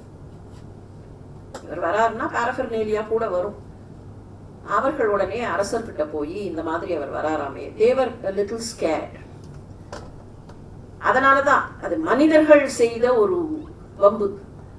தேவர் ஸ்கேர்ட். இவர் வந்தா நாம சொல்ற பொய்யெல்லாம் கண்டுபிடிச்சிடுவார், அதனால இவரை வரவிடக்கூடாது அப்படின்னு போய் அவர் இங்க தங்கக்கூடாதுன்னு சொல்லுங்கள்னா அரசர் சொல்றார், தங்கக்கூடாதுன்னு எப்படி சொல்ல முடியும், தங்கிட்டு போட்டோம், ஆனா அவரை நாங்க எப்படியாவது விரட்டிடணும். சரி, நீங்க ஏதாவது பண்ணுங்கள். He was so much under their control. சரின்றார், நாங்க விரட்டிடுறோம், அங்க நெருப்பு பத்திக்கும், நாங்க மந்திரம் சொன்னோம்னா நெருப்பு பத்திக்கும். சரி, நீங்கள் ஏதாவது செய்து அவரை விரட்டி விடுங்கள். இவர்கள் இரவு நேரம் அங்க வந்து தங்கிட்டார் ஞானசம்பந்தர். போய் மந்திரம் சொல்லி பார்த்தார்கள், நெருப்பெல்லாம் பத்தல. மந்திரம் எல்லாம் சரியா பிரயோகம் பண்ணாதான் வருமே தவிர மந்திரத்தெல்லாம் வந்து மிஸ்யூஸ் பண்ணா அந்த மந்திரம்லாம் கட்டுப்படாது. கதைகளுக்குள்ள வேகமா போயிட்டோம்னா அந்த கதையில சில சமயத்துல உள்ளுக்குள்ள இருக்கிற அந்த சின்ன ஒரு சின்ன முடிச்சு நமக்கு தெரியாது. அந்த முடிச்சு அவிழ்த்தோம்னா நிறைய விஷயம் கிடைக்கும். அப்ப என்ன பண்ணுகிறார்கள்னா, நம்ம மந்திரம் சொல்லி அந்த நெருப்பு பத்தலைன்னு சொன்னா நம்ம மந்திரத்துக்கு எந்த பலனும் இல்லை, நாம ஏதோ பொய் சொல்லிட்டு இருக்கோங்கிறத ராஜா கண்டுபிடிச்சிருவார். இப்ப என்ன பண்றது, அவர்களே போய் நெருப்பு வைத்து விட்டார்கள். மந்திரத்தினால நெருப்பு பற்றி அவர் போனார்னா நாங்க எங்களோட எஸ்டாப்ளிஷ் பண்றோம்னு ஆயிடும். இப்ப நெருப்பு நாமே வச்சோம்னு சொன்னா அது தீங்கு. இவர்கள் போய் நெருப்பு வச்சுட்டார்கள். அவருக்கு மண்டபத்தில் அந்த பக்கம் நெருப்பு பத்தி எரிய ஆரம்பிச்சிருது. கூட வந்தவர்கள்லாம் நெருப்புங்கிறார்கள். அவர் அதை பத்தி கவலைப்படல. சிவசிவான்னார், நெருப்பு அணைஞ்சு போச்சு. ஆனா ஒன்னே ஒண்ணு பண்ணினார், இந்த நெருப்பு வைப்பதற்கு பர்மிஷன் கொடுத்தது அரசர். தப்புதானே? சரி, அவரை நெருப்பு வைத்து கூட விரட்டி விடு, நாங்க நெருப்பு வச்சு மந்திரத்தினால நாங்க நெருப்பு வைக்கிறோம், நெருப்பு வச்சு விரட்டிடுறோம் சொன்னா how could the king accept it? அவர்களே தப்பு பண்ணினாலும் அரசர் அந்த தப்பை ஏத்துக்கலாமா? அரசர் எப்படி இருக்கணும்? நீதிமுறை கோலாது அறம் செய்ய வேண்டிய ஒரு அரசர் யாரோ ஒருத்தர் தப்புன்னு சொல்லி தப்ப பண்றேன்னு சொன்னா can he accept? He should not. இப்போ அவர்களுக்கு தெரிய வைப்பதை விட அரசருக்கு தெரிய வைக்க வேண்டும். ஆனா அதே சமயத்துல இன்னொரு சிக்கல் என்னன்னா, நம்ம இங்கே வர சொன்ன வளைக்கை மாணி மங்கையர்க்கரசியின் கணவன் இல்லையா? அப்ப அவருக்கு ஆபத்து பெருசா வந்தா மங்கையர்க்கரசி துன்பப்படுவா. இப்ப என்ன பண்றதுன்னு பார்த்தாரு. எவ்வளவு அழகா அதை வந்து சர்க்கம்வெட் பண்ணார் பாருங்கள். அந்த நெருப்பை பார்த்து ஒரு வார்த்தை சொன்னார். இவர் சோழ நாட்டை சேர்ந்தவர், சீர்காழியில் தோன்றியவர். சோழ நாட்டு வட்டார வழக்குகள்லாம் சிலது உண்டு, பாண்டி நாட்டு வட்டார வழக்குகள்னு சிலது உண்டு. இன்னைக்கும் கூட திருநெல்வேலியில பயன்படுத்துற சில வார்த்தை இங்க சென்னையில தெரியாது, சென்னையில பயன்படுத்துற வார்த்தை அங்க தெரியாது. திருநெல்வேலிக்கே உரித்தான, பாண்டி நாட்டுக்கே உரித்தான ஒரு வார்த்தை பைய. மெதுவா போன்னு சொல்ல மாட்டார்கள், பைய போ அப்படிம்பார்கள். இவர் சோழ நாட்டை சேர்ந்தவர். அங்க போய் உட்கார்ந்துட்டு இருக்கார் மதுரையில. அந்த நெருப்பை பார்த்து சொன்னார், பையவே சென்று பாண்டியரை பற்றுக, நீ மெல்ல போய் பாண்டியனை பிடிச்சுக்கோன்னார். வேகமா போய் பிடிச்சுக்காத, வேகமா போய் பிடிச்சுன்னா அவருக்கு பெரிய ஆபத்து வரும், அவருக்கு அதிகமான துன்பம் வரும். நீ மெல்ல போய் பிடிச்சுக்கோ, பையவே சென்று பாண்டியரை பற்றுகன்னார். அன்னைக்கு கார்த்தால பொழுது விடியும் போது பாண்டிய மன்னனுக்கு சூளை நோய் தாங்கல, தவிக்கிறான். அப்போ மங்கையர்க்கரசியாருக்கு ஏற்கனவே செய்தி கிடைச்சிருது, மண்டபத்துல நெருப்பு வைக்கப்பட்டது, நெருப்பு அணைந்து விட்டது, ஞானசம்பந்தர் பத்திரமாக இருக்கிறார். அந்த அம்மா போய் சொன்னார்கள், இது வேற ஒண்ணும் இல்லை, இந்த நெருப்பு இவ்வளவு வெப்பம் தவிக்கிறீர்களே, நேற்று ராத்திரி உங்களை சேர்ந்தவர்கள் வைத்த நெருப்பினுடைய விளைவுதான்னார்கள். மன்னன் புரியல. வலியில எப்பவுமே தனக்கு வந்தா தெரியும்னு சொல்லுவோம் இல்லையா, தனக்கு வந்த உடனே அந்த வலியில கொஞ்சம் புரியாமல் தவிக்கிறான். அப்ப she says, நான் அவரை இங்க வரவழைக்கிறேன், அவர் இந்த நோயை தீர்த்து விடுவார். இதுக்கு இடையில புறச்சமயத்தார் மன்னன் இவ்வளவு தவிக்கும் போது ஓடி வந்து நாங்கள் தீர்த்து வைக்கிறோம். இப்ப மன்னன் பிகேம் a guinea pig. சரின்னு 2 பேரும் அக்செப்ட் பண்ணினா நடுவுல உட்காந்துன்னா ஒரு பக்கத்துல மயில் பீலி வைத்து தடவினார்கள், ஒரு பக்கத்துல திருநீற்றை பூசினார். திருநீர் பூசிய இடம் குளிர்ந்தது, இந்த பாதி உடம்பு தகித்தது. அப்போதுதான் மன்னனுக்கு அது புரிந்து. அதுதான் திருநீற்று பதிகம். மந்திரமாவது நீருன்னு ஒரு பக்கத்துல அவர் திருநீற்றை பூச மன்னன் உணர்ந்தான். அதோட அவர்கள் விடல. அதுக்கப்புறம் இல்ல இல்ல இவர் சொல்றது கரெக்டானு பார்க்கணும், வாதம் செய்யலாம்னு அனல்வாதம் புனல்வாதம்னு நடந்து, அந்த புனல்வாதத்தில் தான் அதுவரைக்கும் கூன்பாண்டியனாக இருந்தவன். அந்த மன்னனுக்கு ஒரிஜினல் பேரு கூன்பாண்டியன். ஏன்னா அவருக்கு முதுகுல ஒரு கூனல் இருந்தது, அதனால மன்னனுக்கு பேரே கூன்பாண்டியன். இந்த புனல்வாதம் நடக்கும் போது எங்க போறது ஏடுன்னு இப்படி எம்பி எம்பி பார்த்ததுல அந்த கூன் சரியாகி நின்றசீர் நெடுமாறன்னு பேர் வந்தது. 63 நாயன்மார்கள்ல நின்றசீர் நெடுமாறன் ஒருவர், மாணிக்க மங்கையர்க்கரசியார் ஒருவர், குலச்சிறையார் அந்த அமைச்சரும் ஒருவர். கூன்பாண்டியனுடைய கூன் நிமிர்ந்தது. ஆனா கூன்பாண்டியனுக்கு வந்த அந்த சூளை நோய், ஏன்னா உள்ளுக்குள்ள அதத்தான் இங்க வந்து திருநாவுக்கரசர் வெளியில தெரியாது. சில சமயத்துல நோய் வெளியில தெரிஞ்சதுன்னா மற்றவர்கள் வேணா எம்பத்தைஸ் பண்ணுவார்கள். வெளியிலேயே தெரியாம உள்ளுக்குள்ள போட்டு வாட்டி எடுத்ததுன்னா கூட இருக்கக்கூடியவர்கள் கூட எம்பத்தைஸ் பண்ண முடியாது, சப்போர்ட் கூட இருக்காது, தன்னந்தனியாக தவிக்க வேண்டும். என்னுடைய வலியை யார் வாங்கி கொள்ள முடியும்? எனக்காக நீ எழலாம் இயற்கையில் நடக்கும், எனக்காக உணவு உண்ண எப்படி நடக்கும்? உணவே உண்ண முடியாதுன்னு சொன்னா என்னுடைய வலியை யார் வாங்கி கொள்ள முடியும்? அப்ப அந்த உள்ளுக்குள்ள போட்டு சுருட்டி எடுக்கிற அப்பதான் அந்த ரியலைசேஷன் வரும். எனக்கு நான் செய்த தவறு அப்படிங்கிற அந்த ரியலைசேஷன். அதைத்தான் இங்க சொல்ற, வஞ்சம் இது ஒப்பது கண்டு அறியேன், வயிற்றோடு துடக்கி முடக்கியட நஞ்சாகி வந்து என்னை நலிவது. அப்படியே விஷமா வந்து என்னை உள்ளுக்குள்ளே நலிய வைக்கிறதே. நஞ்சை உண்டவர் தானே, உங்களுக்கு தெரியும். உள்ளுக்குள்ள நஞ்சு இருந்தா எவ்வளவு தவிப்புன்னு உங்களுக்கு தெரியும். அதை எனக்கு நணுகாமல் துறந்து கறந்தும் இடீர், அதை எப்படியாவது மறைத்து விடுங்கள், எனக்கு அஞ்சேல், பயப்படாதேன்னு ஒரு வார்த்தையை சொல்லுங்கள், அதிகை கெடில வீரட்டானத்துறை அம்மானே. இதுல முக்கியமானது என்னன்னா, நெஞ்சம் உமக்கே இடமாக வைத்தேன், என்னுடைய மனசுல உங்களை வைத்து விட்டேன், என்னுடைய இந்த இடத்தை உங்களுக்கு கொடுத்து விட்டேன், நீங்கள் இந்த நெஞ்சத்தில் குடியிருக்க வேண்டும். பணிந்தாரன பாவங்கள் பாற்ற வல்லீர், படு வெண்டலையில் வலி கொண்டு உழல்வீர், துணிந்தே உமக்கு ஆட்செய்து வாழலுற்றால் சுடுகின்றது சூளை தவிர்ந்து அருளீர், பிடிந்தார் பொடி கொண்டு மெய்பூச வல்லீர், பெற்றம் ஏற்று உகந்தீர், சுற்றும் வெண்டலை கொண்டு அணிந்தீர், அடிகேள் அடிகை கெடில வீரட்டானத்துறை அம்மானே. ஞானசம்பந்தர் தன்னை பற்றி பாடின மாதிரி நாவுக்கரசர் எந்த இடத்திலையும் தன்னுடைய பெயரை சொல்லி பாடவில்லை. இது அவருடைய தவிப்பு. பாடுகிறார், பணிந்தாரன பாவங்கள் பாற்ற வல்லீர். யார் வந்து உங்களை பணிகிறார்களோ அவர்களுடைய பாவங்களை எல்லாம் போக்கி விடுவீர்கள். பாற்றுதல் அப்படின்னா போக்கி விடுதல் அப்படின்னு அர்த்தம். அவற்றையெல்லாம் நீங்கள் போக்கக்கூடிய வல்லமை கொண்டவர். படு வெண் தலையில் பலி கொண்டு உழல்வீர். இந்த தமிழ்ல சில சமயத்துல 2 வார்த்தை சேரும் போது எழுத்து மாறும். வெண் தலை அப்படிங்கிறது தான் வெண்டலைன்னு வரும். இந்த டகரம் வந்து சில இடங்கள்ல எல்லாம் உட்காரும். தகரம் இருக்க வேண்டிய இடத்துல டகரம் வந்து உட்காரும். அதை கொஞ்சம் பிரிச்சு படிச்சோம்னா அது புரிஞ்சிடும். படு வெண் தலையில் பலி கொண்டு உழல்வீர். கையில கபாலத்தை வைத்துக் கொண்டு, வெண் தலை அதுதான் வெள்ளையா இருக்கிற எலும்பு தலை, அந்த எலும்பு தலையை வைத்துக் கொண்டு எல்லார்கிட்டையும் போய் பிக்ஷை கேட்கக்கூடியவர் தானே பிக்ஷாடனர். இந்த கையில வச்சுட்டு போய் பலி கொண்டு எல்லார்கிட்டையும், எனக்கு பலிங்கிறது இந்த இடத்துல பிக்ஷை, எனக்கு இதை கொடு எனக்கு இதை கொடு எனக்கு இதை கொடுன்னு போய் எல்லார்கிட்டையும் இறப்பறிந்து வாழுகிறீர்களே, அப்படியெல்லாம் செய்யக்கூடியவர் எனக்கு இந்த நோயை போக்க வேண்டும். இந்த பிக்ஷாடனரை பற்றி கூட ஒரு செய்தி உண்டு. பிக்ஷாடனர் கதையெல்லாம் எல்லாருக்கும் தெரியும், அதெல்லாம் இப்ப வேண்டாம். எதற்காக இப்படி போய் பிக்ஷை கேட்கிறார்? சிங்கப்பெருமாள் கோயில் பக்கத்துல திருக்கச்சூர்னு ஒரு ஊர் இருக்கு. அந்த திருக்கச்சூர்ல 2 கோயில் இருக்கு. கீழே ஒரு கோயில், கொஞ்சம் சின்னதா ஒரு குன்று இருக்கும், அந்த குன்று மேல ஒரு கோயில் இருக்கு. இந்த திருக்கச்சூருக்கு சுந்தரமூர்த்தி சுவாமிகள் வந்தார். சுந்தரர் கொஞ்சம் படாடோபமா இருக்கிறவர். அவருக்கு கூட ஒரு பெரிய பாரஃபர்னேலியா வரும், பரிஜாரகர்கள்லாம் வருவார்கள், சமைச்செல்லாம் போடுவார்கள். இவர் திருக்கச்சூருக்கு வரச்சே வழி தொலைஞ்சு போச்சு. இவர் தனியா வந்தார், அந்த கூட்டம் தனியா எங்கேயோ போயிடுது. இவர் கோவிலுக்கு வந்தார், உள்ள போனார், சிவபெருமான்கிட்ட பேசினார், எல்லாம் பண்ணார். மண்டபத்துல வந்து உட்கார்ந்தார். பசிக்க ஆரம்பிச்சது. சமைச்சு போட வேண்டியவர்கள் வரல.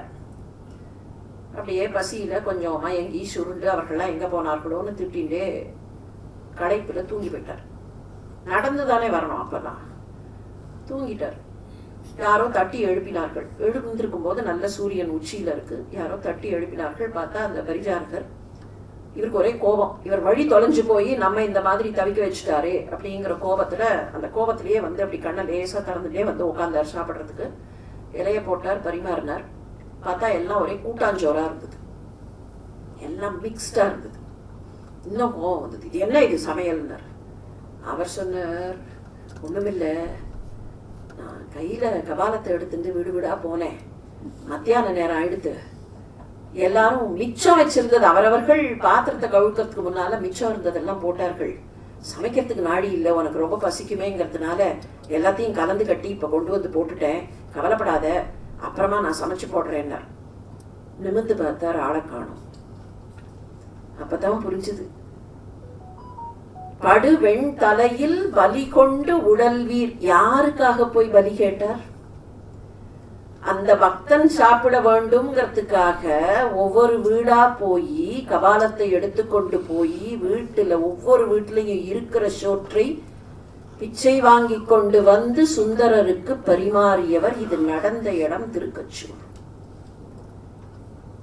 படு வெண் தலையில் பலி கொண்டு உடல்வீர், துணிந்தே உமக்கு ஆட்செய்து வாழலுற்றால். நான் துணிஞ்சு வந்துட்டேன், என்னை யார் என்ன தடுத்தாலும் பரவாயில்லன்னு துணிஞ்சு உமக்கு ஆள் செய்வதற்கு வந்து விட்டேன். என்ன அவர்கள் எவ்வளவோ தடுத்தார்கள். இதுக்கு அப்புறம் அவருக்கு நிறைய துன்பம் வரப்போகுது. இவர் இங்க வந்துட்டாரேங்கிறதுக்கு அப்புறம் தான் அவருக்கு நிறைய துன்பமே இன்னும் ஸ்டாக்ல இருக்கு, அதெல்லாம் பின்னால வரும். ஆனா துணிந்து வந்து விட்டேன். அப்படி வந்து உனக்கு ஆட்செய்ய வேண்டும்னு வந்து நான் இருக்கும்போது எனக்கு இந்த மாதிரி ஒரு நோயை கொடுத்துட்டியே. சுடுகின்றது சூளை, எனக்கு உள்ளுக்குள்ளே அந்த சூளை சுடுகின்றது, தவிர்த்து அருளீர். பிணிந்தார் பொடி கொண்டு மெய்பூச வல்லீர்.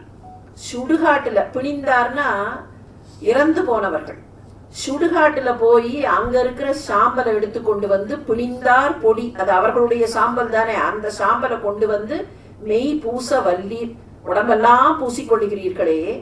பெற்றம் ஏற்று உகந்தீர். பெற்றம்ங்கிறது மாடு, ரிஷபத்தின் மீது ஏறியவர். பெற்றம் மேய்த்து உண்ணான்னு அங்க ஆண்டாள் பாடுறாளே, அந்த பெற்றம் மாடு. பெற்றம் ஏற்று உகந்தீர், சுற்றும் வெண்டலை கொண்டு அணிந்தீர். அந்த கபாலத்தையே ஒரு பெரிய மாலையாக ஒரு சுத்து சுத்தி அதையே அணிந்து கொண்டீர். அடிகேள், அடிகேள்ங்கிறது அடிகளே. அடிகளேன்னு சொல்றது கொஞ்சம் எதுகைக்காக, வெர்சிபிகேஷனுக்காக மாறும். அடிகேள், அதிகை கெடில வீரட்டானத்துறை அம்மானே. இந்த ஆள் செய்தல், இந்த வார்த்தைய நம்ம ஆண்டாள் கிட்ட கூட பாக்குறோம். எற்றைக்கும் ஏழேழ் பிறவிக்கும் உந்தன்னோடு உற்றோமேயாவோம், உனக்கே நாம் ஆட்செய்வோம். ஆள் செய்தல்னா அடிமையாக இருத்தல் அர்த்தம். ஆட்கொண்டு அப்படிங்கிறமே, ஆட்கொண்டார் அப்படின்னாக்கா ஆளாக கொண்டு விட்டார். பாரதியார் பாடுவார், பண்டை காலத்து பைத்தியம் எனவே ஆளாக கொண்டு விட்டேன்னா I have taken him as my servant ன்னு அர்த்தம். இந்த ஆள் அப்படிங்கிற வார்த்தைக்கு அடிமை செய்தல். நாம காலப்போக்கில் ஆளுங்கிறத ஒரு நபர் அப்படிங்கிறதுக்கு ஈக்குவலண்டா கொண்டு வந்துட்டோம். ஆள்காட்டி விரல்பார்கள். இந்த விரலுக்கு தானே ஆள்காட்டி விரல்னு பேரு. இதுக்கு என்ன அர்த்தம்? ஆள்காட்டி விரல்னா யாரையோ சுட்டி காட்டுகிற விரல்னு அர்த்தம் இல்ல. ஆள்காட்டி விரல், this is a pointing finger, no way. பாரத பாரம்பரியம் பிறரை சுட்டி காட்டுகிற வழக்கத்தை ஏற்றுக்கொள்ளாது. கைய காட்டாதேம்பார்கள். சின்ன வயசுல அப்படி கையை காமிச்சு பேசினா கூட கையை காட்டாதேம்பார்கள். அடுத்தவர்களை பார்த்து கையை காட்டுவதோ அடுத்தவர்களிடத்தில் கையை நீட்டி பேசுவதோ இந்த நாட்டினுடைய பாரம்பரியம் அல்ல. அப்ப ஆள்காட்டி விரல் எங்க இருந்து வந்தது? இந்த ஆள் காட்டி விரல்னா இதுதான் ஆள் என்பதை, நீ ஆள் என்ன ஆள் இப்படி பாயிண்டிங் இல்ல. இந்த தட்சிணாமூர்த்தி கிட்ட நீங்க பார்த்தா சின்முத்திரை வச்சுட்டு இருப்பார் தட்சிணாமூர்த்தி. அதே சின்முத்திரையத்தான் ஞான முத்திரைங்கிற பெயர்ல கிருஷ்ணரும் தொடங்கறச்சே ஞான முத்திரையோட தொடங்குவார் கீதாபதேசத்துல. கீதாபதேசத்தினுடைய கீதையினுடைய தியான ஸ்லோகங்கள்லயே அந்த ஞான முத்திரைங்கிறது வரும். ஞான முத்திரை இல்லைன்னா சின்முத்திரைன்னு பேர் இருக்கு. இந்த மூணு விரலை விட்டா தான் இது வந்து கரெக்டா இங்க சேரும். இதையும் இழுத்துட்டே வந்தா கரெக்டா சேராது, அது போனாமனான்னு சேரும். இந்த விரல் வந்து இந்த பெருவிரலோட சேரும், ஒரு கம்ப்ளீட் சர்க்கிள் வரும். இந்த மூணையும் விடணும். இந்த சின்முத்திரைக்கு அர்த்தம் என்னன்னா, தட்சிணாமூர்த்தி பேசவே இல்லை, வாயே திறந்து பேசல, சொல்லாமல் சொன்னது. சொல்லாமல் சொன்னதுக்கு என்ன அர்த்தம்? இதை காட்டுறார். அவரோட கண்ணு கூட அந்த சனகாதி முனிவர்களை பார்க்காது. தட்சிணாமூர்த்தி சிலையை போய் நன்றாக கவனித்து பாருங்கள். சனகாதி முனிவர்களை அவர் பார்க்க மாட்டார். he is not imparting anything through the eyes. பல நேரத்துல பார்த்து அப்படி சொல்றது இருக்கு இல்லையா, அந்த நயனம் கூட இல்லை. அவர் பாட்டுக்கு அவருடைய உள்முகமான ஆத்ம அனுபவத்துல அவர் மெடிடேஷன்ல இருக்கார். வெளியில உட்கார்ந்து இருப்பவர்கள் அவரை பார்த்தே புரிந்து கொள்கிறார்கள். அதுல அந்த சின்முத்திரை ரொம்ப முக்கியம். என்ன காட்டுறாருன்னா, ஆணவம், கன்மம், மலம் இந்த மூன்றையும் விட்டு விட்டால் இறைவனை அடையலாம். இது ஆள்காட்டி விரல்ங்கிறதுக்கு என்ன காரணம்னா, நீ ஆள், இந்த ஆள் எங்கே போய் சேர வேண்டும்? இறைவனை சேர வேண்டும். ஜீவாத்மாங்கிறது அடிமை, இந்த ஜீவாத்மா பரமாத்மாவை சேர வேண்டும்ங்கிறத காட்டுறதுதான் ஆள்காட்டி விரல். இது ஆளாக இருக்க வேண்டும், இது ஆள் செய்ய வேண்டும்ங்கிறத காட்டுறது. அந்த ஆள் செய்தன் அப்படின்னா, நான் உனக்கு அடிமையாகி விட்டேன், I have become your servant in servitude அப்படிங்கிறத சொல்றதுதான். அதத்தான் இந்த பதிகத்துல பல முறை சொல்ல இருக்கிறார். ஆட்செய்து வாழல் உற்றால் உனக்கு நான் அடிமையாக வாழ தலைப்படுகிறேன். முன்னம் அடியேன் அறியாமையினால் முனிந்து என்னை நலிந்து முடக்கியிட, பின்னை அடியேன் உமக்கு ஆடும் பட்டேன். சுடுகின்றது சூலை தவிர்ந்து அருளீர். தன்னை அடைந்தார் வினை தீர்ப்பதன்றோ தலையாயவர் தன் கடன் ஆவதுதான் அன்னநடையார் அதிகை கெடில வீரட்டானத்துறை அம்மானே. முன்னம் அடியேன் அறியாமையினால் முனிந்து, நான் முன்னால அறியாமையில தான் இருந்தேன், செய்யக்கூடாததெல்லாம் செஞ்சேன், அதற்கு என் மீது கோபப்பட்டீர்கள். முனிதல்னா கோபப்படுதல், அதற்கு என் மீது கோபப்பட்டீர்கள். அதனால என்ன, எனக்கு தண்டனை கொடுக்கணுங்கிறதுக்காக ஒரு சூளை நோயை கொடுத்தீர்கள். அது என்ன முடக்கி போட்டுது. இப்பதான் நான் உனக்கு அடிமை ஆயிட்டேனா இல்லையா? நான் தப்ப திருந்திட்டேன், தப்புன்னு தெரிஞ்சு அந்த தப்ப திருத்திக்கிறதுக்காக வந்துட்டேன். அப்போ நான் இப்போது ஆளாக வந்ததுக்கு அப்புறம் இன்னமே என்னதுக்கு எனக்கு சூளை? வருகிற வரையில் அந்த சூளை என்னை தண்டித்தது, ஏற்றுக்கொள்கிறேன். முன்னம் அடியேன் அறியாமையினால் முனிந்து என்னை நலிந்து, என்னுடைய அறியாமைக்காக என் மீது கோபப்பட்டு என்னை நலிந்து முடக்கினீர்கள். பின்னை அடியேன் உமக்கு ஆடும் பட்டேன். Now I have become your servant. சுடுகின்றது சூளை தவிர்த்து அருளீர். இப்ப நான் தப்புக்கு திருந்திட்டேன், அதனால இந்த சூளையை தவிர்த்து விடுங்கள், இந்த சூளையை என்னிடத்திலிருந்து எடுத்து விடுங்கள். தன்னை அடைந்தார் வினை தீர்ப்பதன்றோ தலையாயவர் தன் கடன். தலையாயவர்ங்கிறது இறைவன், எல்லாவற்றுக்கும் மேலே இருக்கிற பரம்பொருள். பரம்பொருள்ங்கிற வார்த்தைக்கே என்ன அர்த்தம்? உச்சத்தில் இருக்கிற பொருள். நீங்க பரம்பொருள்னு சொல்றச்சே கிராமர் படிக்கு அக்ரிணை இல்லை, இந்த பொருள் அப்படின்னா உயர்திணை இல்லை, அக்ரிணை தானே. இந்த பொருள் அப்படின்னோன்னா என்ன அர்த்தம்? அதை உயர்திணையில சொல்லல நாம. இது ஒரு பொருள், பரம்பொருள்.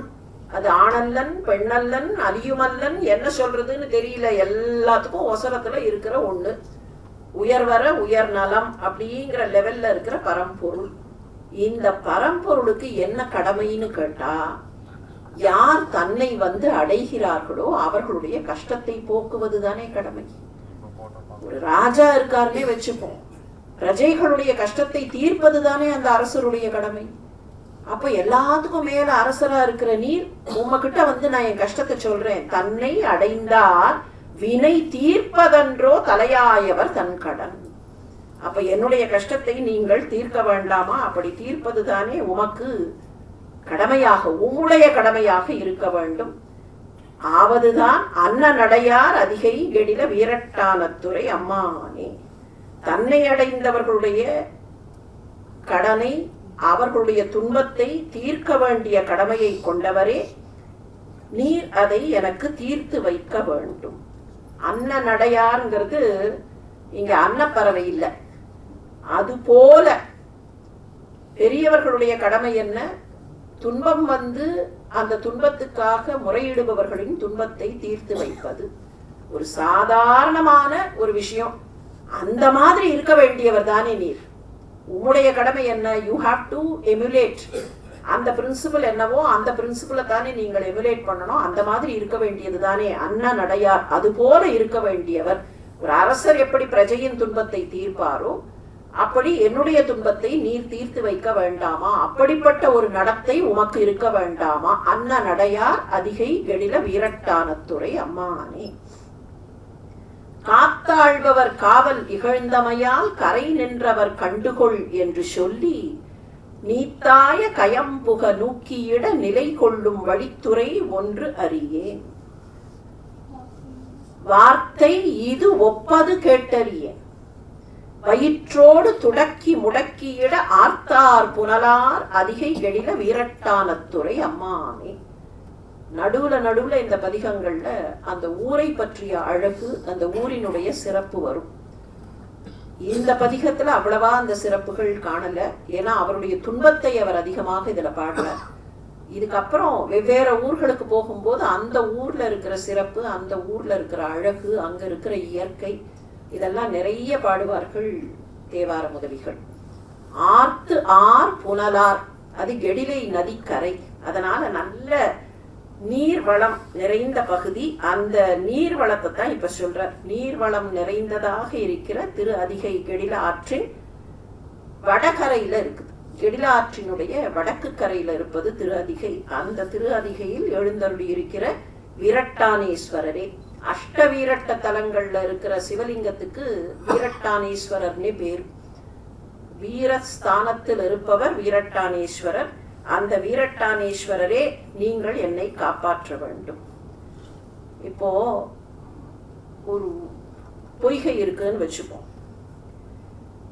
அந்த பொய்கையில ஒரு காவல், ஒரு பொய்கை இருக்கு, அதுக்கு காவல் யாரோ போட்டு வைத்திருக்கிறார்கள். அப்படி காவல் போட்டிருக்கிறவர்கிட்ட இன்னொருத்தர் வந்தார். வந்து இது ஆழம் எவ்வளவு அப்படின்னார். ஆழம் எவ்வளவுன்னு சொன்னா இந்த காவல் காக்கிறவர் சொல்லணும், இது ரொம்ப ஆழமானது, அங்க போகாதே. அதுக்கு தானே இவரை போட்டு வச்சிருக்கு. எதுக்கு இவர் காவல் இருக்கார்? ஒரு நீர்நிலைக்கு, ஒரு தடாகத்துக்கு, ஒரு பொய்கைக்கு ஒருத்தர் காவல் இருக்காருன்னு சொன்னா டோன்ட் கோ தேர், அந்த இடத்துக்கு போனேன்னா அது உன்னை இழுத்து விடும் அப்படின்னு சொல்ல வேண்டியவர். ஆனா அவர் என்ன பண்ணார்? அந்த காவல்காரர், எவ்வளவு ஆழம்னு தெரியணுமா, நீயே போய் பாரு அப்படின்னு சொன்னதோட நிறுத்தல. கிடுகிடுன்னு போய் அவரை பிடிச்சு தள்ளி விட்டு நீ ஆழத்தை பார்த்துக்கோ அப்படின்னு சொன்னா எப்படி இருக்கும்? காத்து ஆள்பவர் காவல் இகழ்ந்தமையால் கரை நின்றவர் கண்டுகொள் என்று சொல்லி நீத்தாய கயம்புக நூக்கியிட. காத்து ஆள்பவர் வெளியில இருக்கிற காவல்காரர், அவர் தன்னுடைய காவல் பணியை சரியா செய்யாம காவல் இகழ்ந்தமையால், his role is to protect not only that water body, போறவரை போய் அதுல தண்ணியில விழுந்துடாதேன்னு காப்பாத்துறதுக்கு தான் அவர் அங்க வெளியில நிக்கிறார். ஆனா அவர் என்ன பண்ணார்? கரை நின்றவர் கண்டுகொள். இந்த கரையில ஒருத்தர் வந்து நின்று இது ரொம்ப ஆழமானு கேட்டோம்னா கண்டுகொள், நீயே கண்டுகொள்னு சொல்லி கயம் புக, கயம்ங்கிறது வாட்டர் பாடிக்கான பெயர், அந்த பொய்கையில அவரே பிடிச்சு நூக்கியிட, அவரே பிடிச்சு தள்ளி நீயே கண்டுபிடிச்சுக்கோ அப்படின்னா எப்படி இருக்குமோ அந்த மாதிரி நான் இந்த சம்சார கடலுக்குள் விழுந்து கிடக்கிறேன். என்னை பிடித்து இந்த சம்சார கடலுக்குள் தள்ளிவிட்டாய், லௌகீக கடலுக்குள் நிலை கொள்ளும் வழித்துறை ஒன்று அறியேன். நதியில அடிச்சுன்னு போகும்போது ஏதாவது படித்துறை இருந்தா வந்து அந்த படித்துறையை பிடிச்சுக்கலாம். இப்போ இந்த சம்சாரம் அடிச்சுன்னு போறதே இந்த லௌகீகம், இதுல எந்த படித்துறை எங்க இருக்குன்னு எனக்கு தெரியலையே, எந்த துறையை பற்றி கொள்வேன்? நிலை கொள்ளும் வழித்துறை ஒன்று அறியேன். என்னை காப்பாற்றிக் கொண்டு கரையேறுவதற்கு எனக்கு எந்த படித்துறையும் இல்லை. வார்த்தை இது ஒப்பது கேட்டறியேன். இந்த மாதிரி எங்கேயும் கரையில நிக்கிறவர் பிடிச்சு தள்ளி விட்டதா நான் இது வரைக்கும் கேட்டதில்லை. ஆனா என்னை நீரே தள்ளி விட்டு இருக்கிறீரே, வயிற்றோடு துடக்கி முடக்கியிட. அந்த வார்த்தை இது ஒப்பது கேட்டறியேன்னா 2 இடத்துலயும் சேர்க்கலாம். இந்த மாதிரி யாரும் வயிற்று வலியில அவஸ்தப்பட்டதா இது வரைக்கும் நான் கேட்டதில்லை.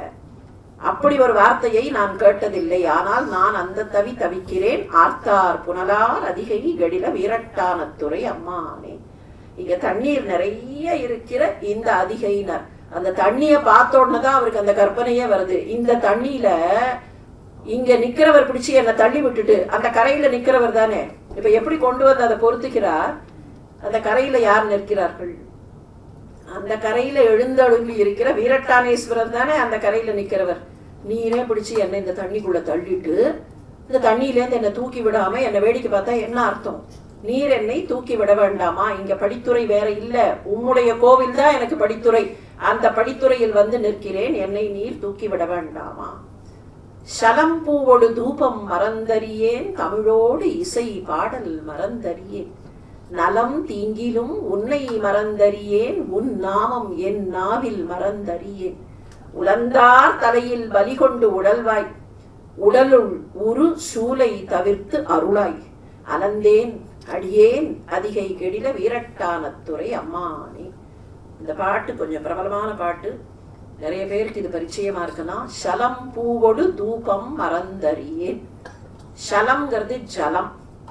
பூஜை பண்றச்சே அர்க்கியம் கொடுத்து பூ போட்டு தூப தீபம் காட்டி நான் பூஜை செய்வதை மறக்க மாட்டேன். உமக்கு நான் பூஜை செய்வதை, அந்த பூஜா நெறிமுறைகளை மறக்க மாட்டேன். சலம் பூவோடு தூபம் மறந்தறியேன், தமிழோடு இசை பாடல் மறந்தறியேன். நல்ல பாடல்களை, இசை பாடல்களை, இனிமையான பாடல்களை உமக்கு நாதோபாசனையாக பாடுவேன். நலம் தீங்கிலும் உன்னை மறந்தறியேன். எனக்கு கஷ்டம் வந்தா மாத்திரமில்ல, நன்மை வந்தாலும் உன்னை நான் மறக்க மாட்டேன். நலம் தீங்கிலும், அதுதான் ரொம்ப முக்கியம். பல நேரத்துல நமக்கு துன்பம் வந்தா பகவான் நினைவு வருவார். துன்பம் வரல சந்தோஷமா இருக்கும்னா அவர் கொஞ்சம் இருக்கட்டும் அங்கேயே அப்படிங்கிற மாதிரி தோணிடும். உண்ணும் சோறு பருகும் நீர் தின்னும் வெற்றிலை அப்படின்னார் நம்மாழ்வார். கண்ணன் யாருன்னு கேட்டா உண்ணும் சோறு. சரி, பசிக்கிறச்சே சாப்பாடு இல்லைன்னா பகவானே அப்படின்னு தோணும். ரொம்ப தாகம் எடுக்கும் போது தண்ணி இல்லைன்னா பகவானேன்னு தோணும். உண்ணும் சோறு சரி, பருகும் நீர் சரி, தின்னும் வெற்றிலை எப்போ? நல்ல சாப்பாடு கிடைச்சு சந்தோஷமா சாப்பிட்டுட்டு அப்படி ஊஞ்சல்ல உட்காந்து ஆடிக்கொண்டே வெத்தலை போட்டுக்கலாம்.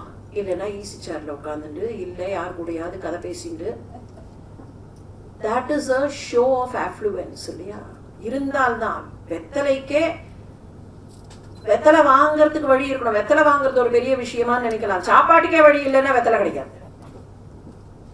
டாக்டர் சர்வப்பள்ளி ராதாகிருஷ்ணன் சாதாரண நிலையில் சென்னையில் வாழ்ந்த போது, திருவல்லிக்கேணி ஒன்று குடுத்தனத்துல வாழ்ந்த போது, வீட்டுல இருக்கிற 7-8 பேருக்கு சாப்பிடுறதுக்கு தட்டு கிடையாது. எல்லாரும் உட்கார்ந்து ஒன்னா சாப்பிடுறதுன்னு ஒரு முறையை அவர்கள் வைத்துக் கொண்டிருந்தார்கள். அதுதானே நம்ம பழைய முறை. இரவு நேரத்திலேயாவது எல்லாரும் ஒன்னா உட்காந்து சாப்பிடுறது. எல்லாருக்கும் தட்டு கிடையாது. தட்டு வாங்குற அளவுக்கு வசதி கிடையாது. சரி, எல்லாருக்கும் இலை அப்படின்னா எங்க போறது? அவ்வளவு இலை. தையல் இலையாவது வாங்கலாம்னா அந்த இலை வாங்குற காசுக்கு அரிசியும் பருப்பும் வாங்கலாம். அந்த அளவுக்கு இருந்த ஒரு நிலை. என்ன பண்ணுவார்களாம் தெரியுமா? தரைய தொடச்சு விட்டு அதுல சாப்பாட்டை போட்டு சாப்பிட்டுட்டு மறுபடியும் அந்த தரையை துடைத்து அந்த தரையில் படுத்து உறங்குவார்கள். இது இதே சென்னையில ஒரு 100 வருஷத்துக்குள்ள நடந்த விஷயம். அப்ப அந்த அளவுக்கு வறுமை இருந்திருக்கு. பெரிய மனிதர்கள். அவர் பின்னால எழுதுறார், God gave me that poverty so that I could understand everything, understand even God, understand godliness. வெத்தலை போட்டுக்கிறதுங்கிறது கொஞ்சம் வசதி இருக்கும் போதுதான். இல்ல வசதியே இல்லைனாலும் சாப்பாடு கிடைச்சிருது அதுக்கப்புறம் தான். இப்ப உண்ணும் சோறு தின்னும் பருகும் நீர் சரி, தின்னும் வெற்றிலை என்ன எதுக்கு சொன்னார் தெரியுமா? அத வெற்றிலை போட்டுக்கொள்ளக்கூடிய அளவுக்கு எனக்கு வசதி இருக்கும் போதும் நான் கண்ணனை மறக்க மாட்டேன். ஏன்னா வசதி வந்துருதுன்னா பகவான் மறந்து போயிடுவார்.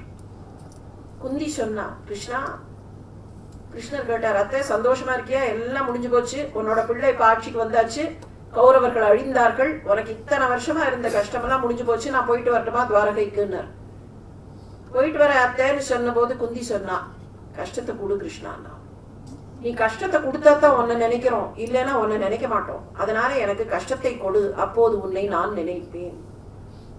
நலம் தீங்கிலும் உன்னை மறந்தறியேன். நான் இந்த தீங்குல எனக்கு வயிற்றுல அப்படியே துடக்கி முடக்கியிடும் போது உன்னை நினைக்கிறேன்னு நினைக்காத. இனிமே எனக்கு எந்த நன்மை வந்தாலும் உன்னைத்தான் நினைப்பேன். நலம் தீங்கிலும் உன்னை மறந்து அறியேன். உன்னாமம் என்னாவில் மறந்தறியேன். அந்த வரி தான் எல்லார்கிட்டையும் இருக்கணும். வேற எதெல்லாம் விட்டா கூட உன் நாமம் என் நாவில் மறந்தறியேன். அது என்ன தெய்வமோ அவரவர்களுக்கு பிடிச்ச தெய்வம். சிவசிவான்னு சொன்னாலும் சரி, ராமராமான்னு சொன்னாலும் சரி, கிருஷ்ண கிருஷ்ணான்னு சொன்னாலும் சரி, அம்பிகை பரமேஸ்வரின்னு சொன்னாலும் சரி, சனாதன தர்மத்துல காட்டி இருக்கிற தெய்வங்களை அவரவர்களுக்கு ரொம்ப பெரிய பாட்டெல்லாம் சொல்ல வேண்டாம், பெரிய ஸ்லோகம்லாம் சொல்ல வேண்டாம். ஒண்ணுமே சொல்ல முடியலன்னா சிவசிவா சிவசிவா சிவசிவா ரொம்ப சின்னது, 2 எழுத்து, ரொம்ப லாங் நேம் கூட இல்ல ராமராம ராமராம ரொம்ப ஈஸியா வரும். அதை சொன்னால் போதும். உன் நாமம் என் நாவில் மறந்தறியேன். உலந்தார் தலையில் பலி கொண்டு உடல்வாய். இது மறுபடியும் அதேதான். உலந்தார் தலையில், உலந்தார்னா இறந்து போனவர்கள், அவர்களுடைய கபாலத்தெல்லாம் தேடி பிடிச்சு கொண்டு வந்து தலையில் பலி கொண்டு உடல்வாய். உடலுள் உரு சூளை தவிர்த்து அருள்வாய். என்னுடைய உடம்புக்குள்ள அப்படியே என்னை சுருட்டுகிற அந்த சூளையை தவிர்த்து அருள்வாய். அலந்தேன் அடியேன். அலந்தேன், நான் அப்படியே தவித்து போகிறேன். அலதல் அப்படின்னு சொன்னா இப்படியும் அப்படியுமாக அலைக்கழிக்கப்படுதல். நான் அலந்தேன் அடியேன். அடியேன் அப்படியே அலைக்கழிக்கப்படுகிறேன். அதிகை கெடில வீரட்டானத்துறை அம்மானே. உயர்ந்தேன் மனை வாழ்க்கையும் ஒன் பொருளும் ஒருவர் தலை காவல் இலாமையால் பயந்தே உமக்கு ஆட்செய்து வாழலுற்றால் வலிக்கின்றது சூளை தவிர்த்து அருளில். பயந்தே என் வயிற்றின் அகம்படியே பறித்து புரட்டி அறுத்து ஈர்த்திட நான் அயர்ந்தேன் அடியேன். அதிகை கெடில வீரட்டானத்துறை அம்மானே. அந்த கடைசி வரி திரும்ப திரும்ப திரும்ப ரிப்பீட் ஆகும். நான் முதலே சொன்ன மாதிரி சவுத் இந்தியன் கிளாசிக்கல் மியூசிக்கு இதுதான் ஒரு அடிப்படை. இந்த பல்லவி அனுபல்லவி சரணம் அப்படின்னு ஒரு சிஸ்டம் வச்சிருக்கோம் இல்லையா? பிற்காலத்துல கச்சேரி ஃபார்மேட்ல இவால்வ் ஆன ஒரு சிஸ்டம்னு நினைக்கிறோம். இந்த சிஸ்டம் முதல்ல ஆரம்பிச்சது 16ஆம் நூற்றாண்டுல. முத்துத்தாண்டவர் தான் திருதாது கீர்த்தனை அப்படிங்கிற இந்த மியூசிக்கல் ஜானரை கொண்டு வந்தவர். இதுக்கு தமிழ்ல எடுப்பு தொடுப்பு முடிப்புன்னு பேரு. பல்லவி அனுபல்லவி சரணம். இது அவர் கொண்டு வந்ததுக்கு அவருடைய தேவார திருவாச்சக புலமை காரணம். தேவாரத்திலேயும் திருவாச்சகத்திலேயும் ரொம்ப ஆழங்கால் பட்டிருந்தவர் முத்துத்தாண்டவர். அவர் தான் இந்த முறையை கொண்டு வர்றார். இந்த மாதிரி பாட்டு பாடும்போது பல்லவியை போய் தொட்டு பாட வேண்டும் அப்படிங்கிறது. நீங்க புரந்தரதாசர்லாம் பார்த்தா கூட கிடையாது. Purandaradasar was slightly earlier. அவரை தான் நம்ம இன்னைக்கு கர்நாடக இசையின் பிதாமகர் அப்படின்லாம் சொல்றோம். புரந்தரதாசருடைய கிருதிகள் பார்த்தோம்னா சரணத்துல நேர சமஷ்டி சரணம் தான் நிறைய கிருதிகள்ல இருக்கும். ஆனா காலப்போக்கில் என்ன ஆச்சுன்னா கச்சேரிகளுக்காக என்ன பண்ணினார்கள், இந்த கச்சேரியில ஒரு டெம்போ கொண்டு வரணும்னா முதல்ல பல்லவியில ஆரம்பிச்சு அனுபல்லவியில அப்படி கொஞ்சம் விரிவாகி அதுக்கப்புறம் அது சரணத்துல அதனுடைய முத்தாய்ப்பு வரணும். அதுக்காக என்ன பண்ணினார்கள்னா பல்லவியில இருக்கிற ஏதாவது கொஞ்சம் லாங் பல்லவி லைனா இருந்தா அங்கேருந்து அதை அப்படி கட் பண்ணி அதை அனுபல்லவி ஆக்குறது. இல்லைன்னா ஏதாவது ஒரு சரணத்திலேருந்து ஒரு லைனை தூக்கின்னு போய் அனுபல்லவி ஆக்குறது. மெனி ஆஃப் தோஸ் காம்போசிஷன்ஸ் அந்த மாதிரி தான். ஆனா அந்த அனுபல்லவிங்கிறதையே தனியாக எடுத்து பாடி கொண்டு வந்த முறை முத்துத்தாண்டவருடைய முறை. முத்துத்தாண்டவர் தான் சொல்ல போனா த ஃபாதர் ஆஃப் தி திரிதாது கீர்த்தனம் அப்படின்னு சொல்லணும். Father of south Indian classical music அப்படின்னே சொல்லலாம். ஏன்னா அவருடைய கீர்த்தனங்கள் அவர் இன்னொன்னு பண்ணார். இந்த தேவார திருவாச்சகத்திலேருந்து லீட் எடுத்து, அது சங்க காலத்திலேருந்து இருக்குன்னா கூட இதுலதான் அது கொஞ்சம் ரிவைவ் ஆகி வருது. அந்த லீட் எடுத்து மாதுரிய பாவத்தை கீர்த்தனங்களில் கொண்டு வந்தார். அந்த நாயகி பாவம் அதுதான் பதம்னு வந்தது. அவருடைய பாடல்கள் தான் பதம் பாடுறதுல அவரோடதுதான் முதல்ல நிறைய பதங்கள் வந்து அந்த பதங்கள் தான். அதுக்கப்புறம் என்ன ஆச்சு, பதங்கள் இப்ப பாடுறத நிறைய பேர் விட்டுட்டார்கள். ஏன்னா it is become slow moving அப்படிங்கிறதுனால அது டான்ஸ்ல மட்டும் இருக்கு, இசையில அவ்வளவா காணப்படுவதில்லை. ஏன்னா 1.5 மணி நேரம் தான் கச்சேரி அப்படின்னா ஒரு பதம் பாடுறதுக்கே 1 மணி நேரம் ஆயிடுங்கிறதுனால அது அவ்வளவாக அங்க கொஞ்சம் வழக்கு ஒழிஞ்சு போச்சு. ஆனா பதம் பாடுறதுங்கிறது அவர்கிட்ட தான். அந்த நாயகி நாயகனை பார்த்து பாடக்கூடியதாக அந்த பதங்கள் வந்தது. இதுக்கெல்லாம் பேஸ் எங்கன்னா திருநாவுக்கரசரும் ஞானசம்பந்தரும் தான். இதுலேருந்து தான் அந்த தோற்றம், இந்த இந்த ஒரு வரலாறு இங்கே இதுதான் தொடங்குகிறது. உயர்ந்தேன் மனை வாழ்க்கையும் ஒன் பொருளும் ஒருவர் தலை காவல் இல்லாமையால். எனக்கு இந்த உலகத்துல வழிகாட்டுபவர்கள் யாரும் இல்லை, அதுதான் தலை காவல். என்னை காவல் காத்து என்னை பராமரிச்சு இப்படித்தான் பண்ணணும் அப்படின்னு எனக்கு யாரும் சரியா வழி காட்டாததுனால நான் என்ன பண்ணிட்டேன்னா மனை வாழ்க்கை செல்வம் இதெல்லாம் தான் பெருசுன்னு நினைச்சு அதுக்குள்ள போயிட்டேன். இதுல ஒரு பாரடாக்ஸ பார்க்கலாம். நாவுக்கரசர் திருமணம் செய்து கொண்டவர் இல்லை, ஆனா மனை வாழ்க்கை அப்படின்னு பாடுறாரு. இதை வச்சு பின்னால யாராவது பெருசா ஆராய்ச்சி பண்ணி அவர் ரகசியமா கல்யாணம் பண்ணிட்டு இருந்தாராக்கும் அப்படின்னு சொல்றதுக்கு அந்த விபரீதம் எல்லாம் வரத்துக்கு வாய்ப்பு இருக்கு. ஆராய்ச்சிங்கிறது எந்த நோக்கத்துல என்ன மாதிரி இருக்கணும்னு தெரியணும். ஆராய்ச்சி டஸ் நாட் மீன் ஏதாவது ஒரு தப்ப கண்டுபிடிக்கலாமாங்கிறது இல்ல. அவர் ஏன் அதை சொல்றாருன்னா, பொதுவாக லௌகீக வாழ்க்கை என்பது வீடு குடும்பம், அந்த குடும்பத்தில் இருப்பவர்கள், இதுல கல்யாணம்ங்கிறது மாத்திரம் அர்த்தம் இல்லை. மனை வாழ்க்கைங்கிறதுக்கு சாதாரணமா மனைவியோடு இருக்கிற வாழ்க்கை, மனைவியோடும் குழந்தைகளோடும் இருக்கிற வாழ்க்கைன்னு சொன்னா கூட ஒரு கைண்ட் ஆஃப் என்டாங்கிள்மெண்ட், ஒரு ஃபேமிலி அப்படின்னு வந்தா என்னுடைய குடும்பம், என்னுடைய சொந்தக்காரர்கள், என்னுடைய சகோதரர். நம்ம பல நேரத்துல பாக்குறோமா இல்லையா, நமக்கு வேண்டப்பட்டவர்கள் தப்பு பண்ணினா we accept. நமக்கு வேண்டப்பட்டவர்கள்னா நம்ம அண்ணா தம்பி யாராவது தப்பு பண்ணினா we accept. அதையே வேற யாராவது பண்ணினா அதை 100 தடவை கிழிப்போம். இது எல்லார்கிட்டையும் நிறைய பேர்கிட்ட இருக்கக்கூடிய விஷயம், மனித இயல்பு இது. In fact Kumbakarnan was a very good soul. ஆனா ராவணன் பக்கம் தான் நின்னான். காரணமே சொல்லிட்டான், என்னை வளர்த்தவன் எங்க அண்ணன், அதனால நான் அவங்ககிட்டயே இருக்கேன், நீ போடாமா. விபீஷ்ணனை பார்த்து சொன்னான், நீ ஒருத்தனாவது நல்ல இடத்துக்கு போயிருக்கேன்னு நினைச்சேன், நீ ஏன்டா இந்த பக்கம் வர போடாமா. இவனை கூப்பிடுறதுக்கு அவன் வந்தான். கும்பகர்ணா உன்னை ராமர் கூப்பிடுறாரு, நீ வரியான்னு கேட்கறதுக்கு வந்தான். அவன் வரதை பார்த்தோன்னே இவன் திட்டினான், நீ ஒருத்தன் நல்ல இடத்துல இருக்கேன்னு நினைச்சேன்னா ஏன்டா இங்க வந்த. அப்போ அவனுக்கு தெரியும் விபீஷ்ணன் போனது சரின்னு தெரியும், ஆனால் தன்னால் முடியாது. காரணம் என்ன?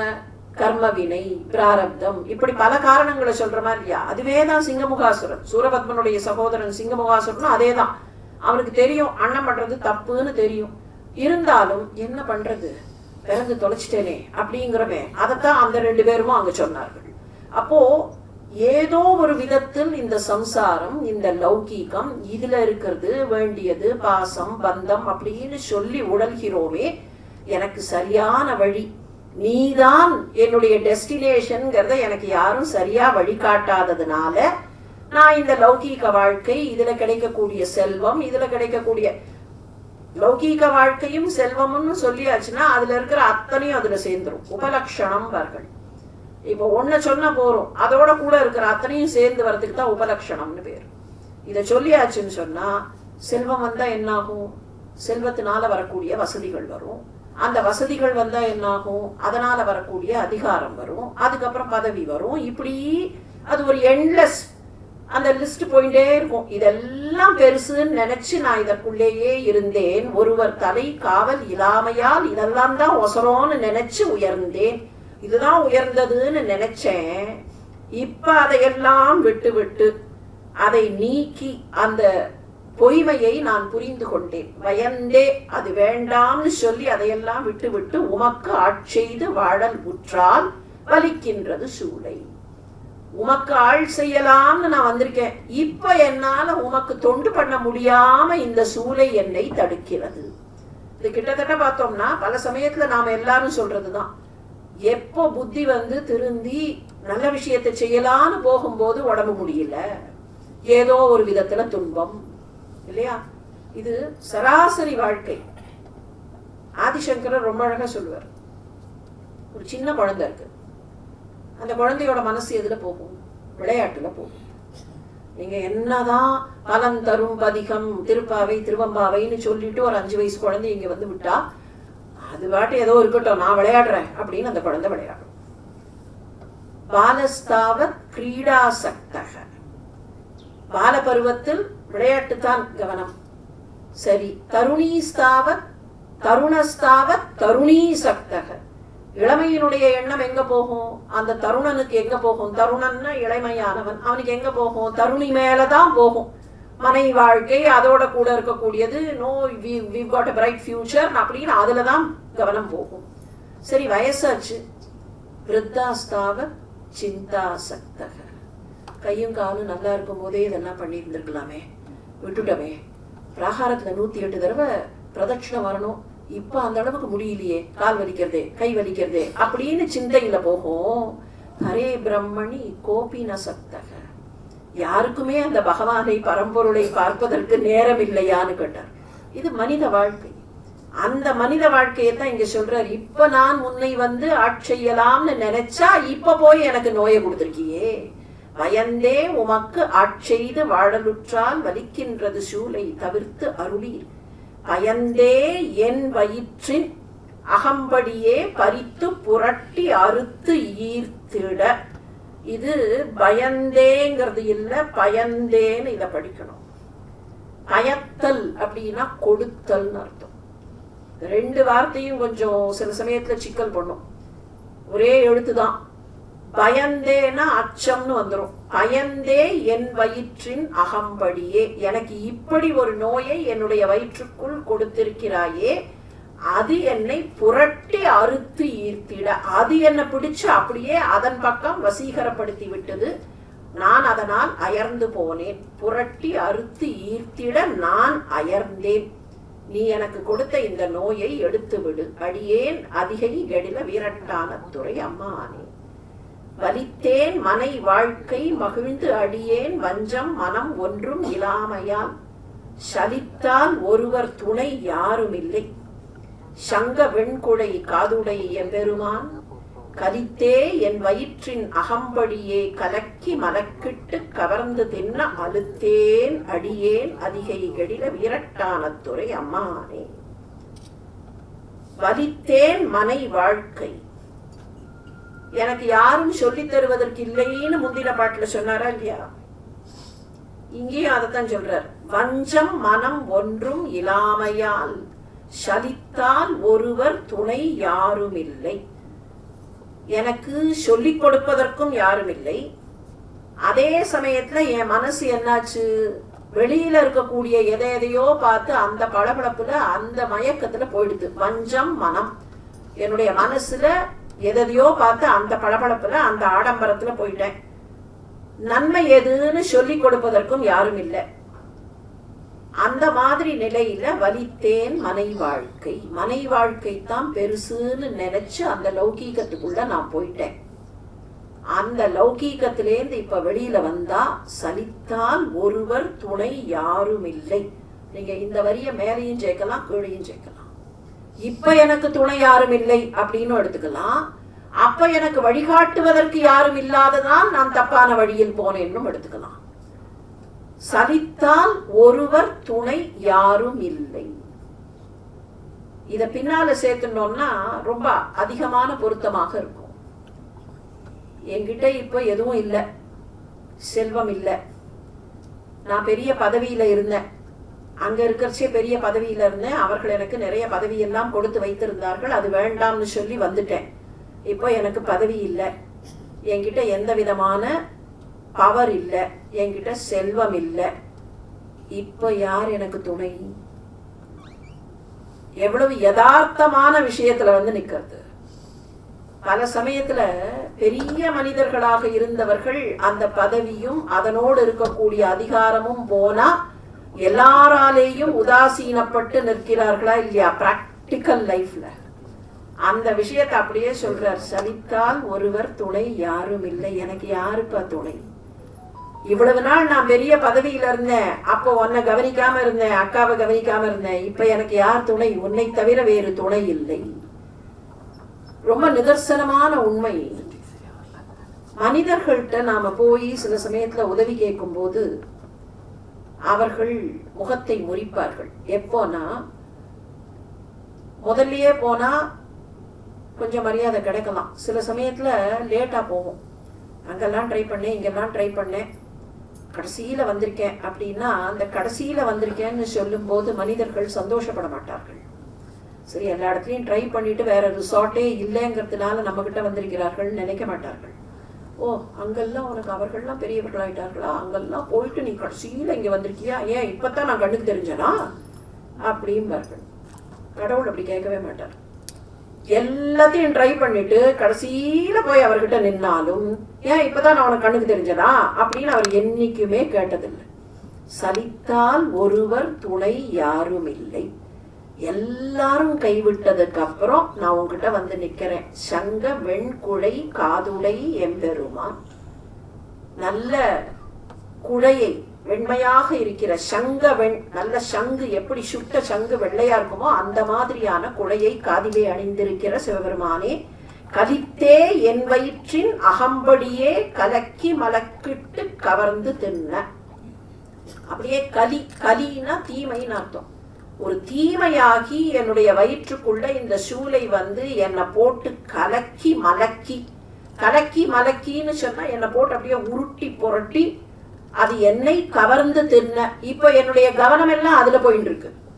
அது என்னை வசீகரிக்கிறது, என்னை கவர்கிறதுன்னா not in a good sense. அது ஏன் என்னை கவர்கிறது? உன்னை பத்தி நினைக்கிறதுக்கு கூட எனக்கு முடியாம அது என்னை இழுக்கிறது. ஆழ்வார் பாடுவர், கடைசி நேரத்துல நான் உன்னை நினைப்பேனோ மாட்டேனோ, அப்ப ஏதாவது நோய் அந்த தவிப்புல இருப்பேன், அப்போதைக்கு இப்போதே சொல்லி வைத்தேன். அந்த மாதிரிதான் என்னை பிடிச்சு அது இழுக்கிறது. உன்னை பத்தி நினைக்கிறதுக்கு எனக்கு இப்போ நேரம் இல்லாமல் அது என்னை இழுக்கிறது. தயவு செய்து அதிலே இருந்து எனக்கு விடுதலையை கொடுத்தால் நான் என்னுடைய கவனத்தை உன் மீது செலுத்துவேன். கலித்தே என் வயிற்றின் அகம்படியை கலக்கி மலக்கிட்டு கவர்ந்து தின்ன அழுத்தேன். அப்படியே அழுத்து போச்சுப்பா எனக்கு. என்னை அதிலே இருந்து காப்பாற்று அடியேன் அதிகை கெடில வீரட்டானத்துறை அம்மானே. பொன் போல மிளர்வதோர் மேனியினீர் புரிப்புன் சடையீர் மெலியும் பிறையீர் துன்பே கவலை பிணி என்று இவற்றை நணுகாமல் துறந்து கறந்தும் இடீர். என் போலிகள் உம்மை இனி தெளியார் அடியார் படுவது இதுவே ஆகில் அன்பே அமையும் அதிகை கெடில வீரட்டானத்துறை அம்மானே. கொஞ்சம் ஆதங்கத்தோட சொல்றார்.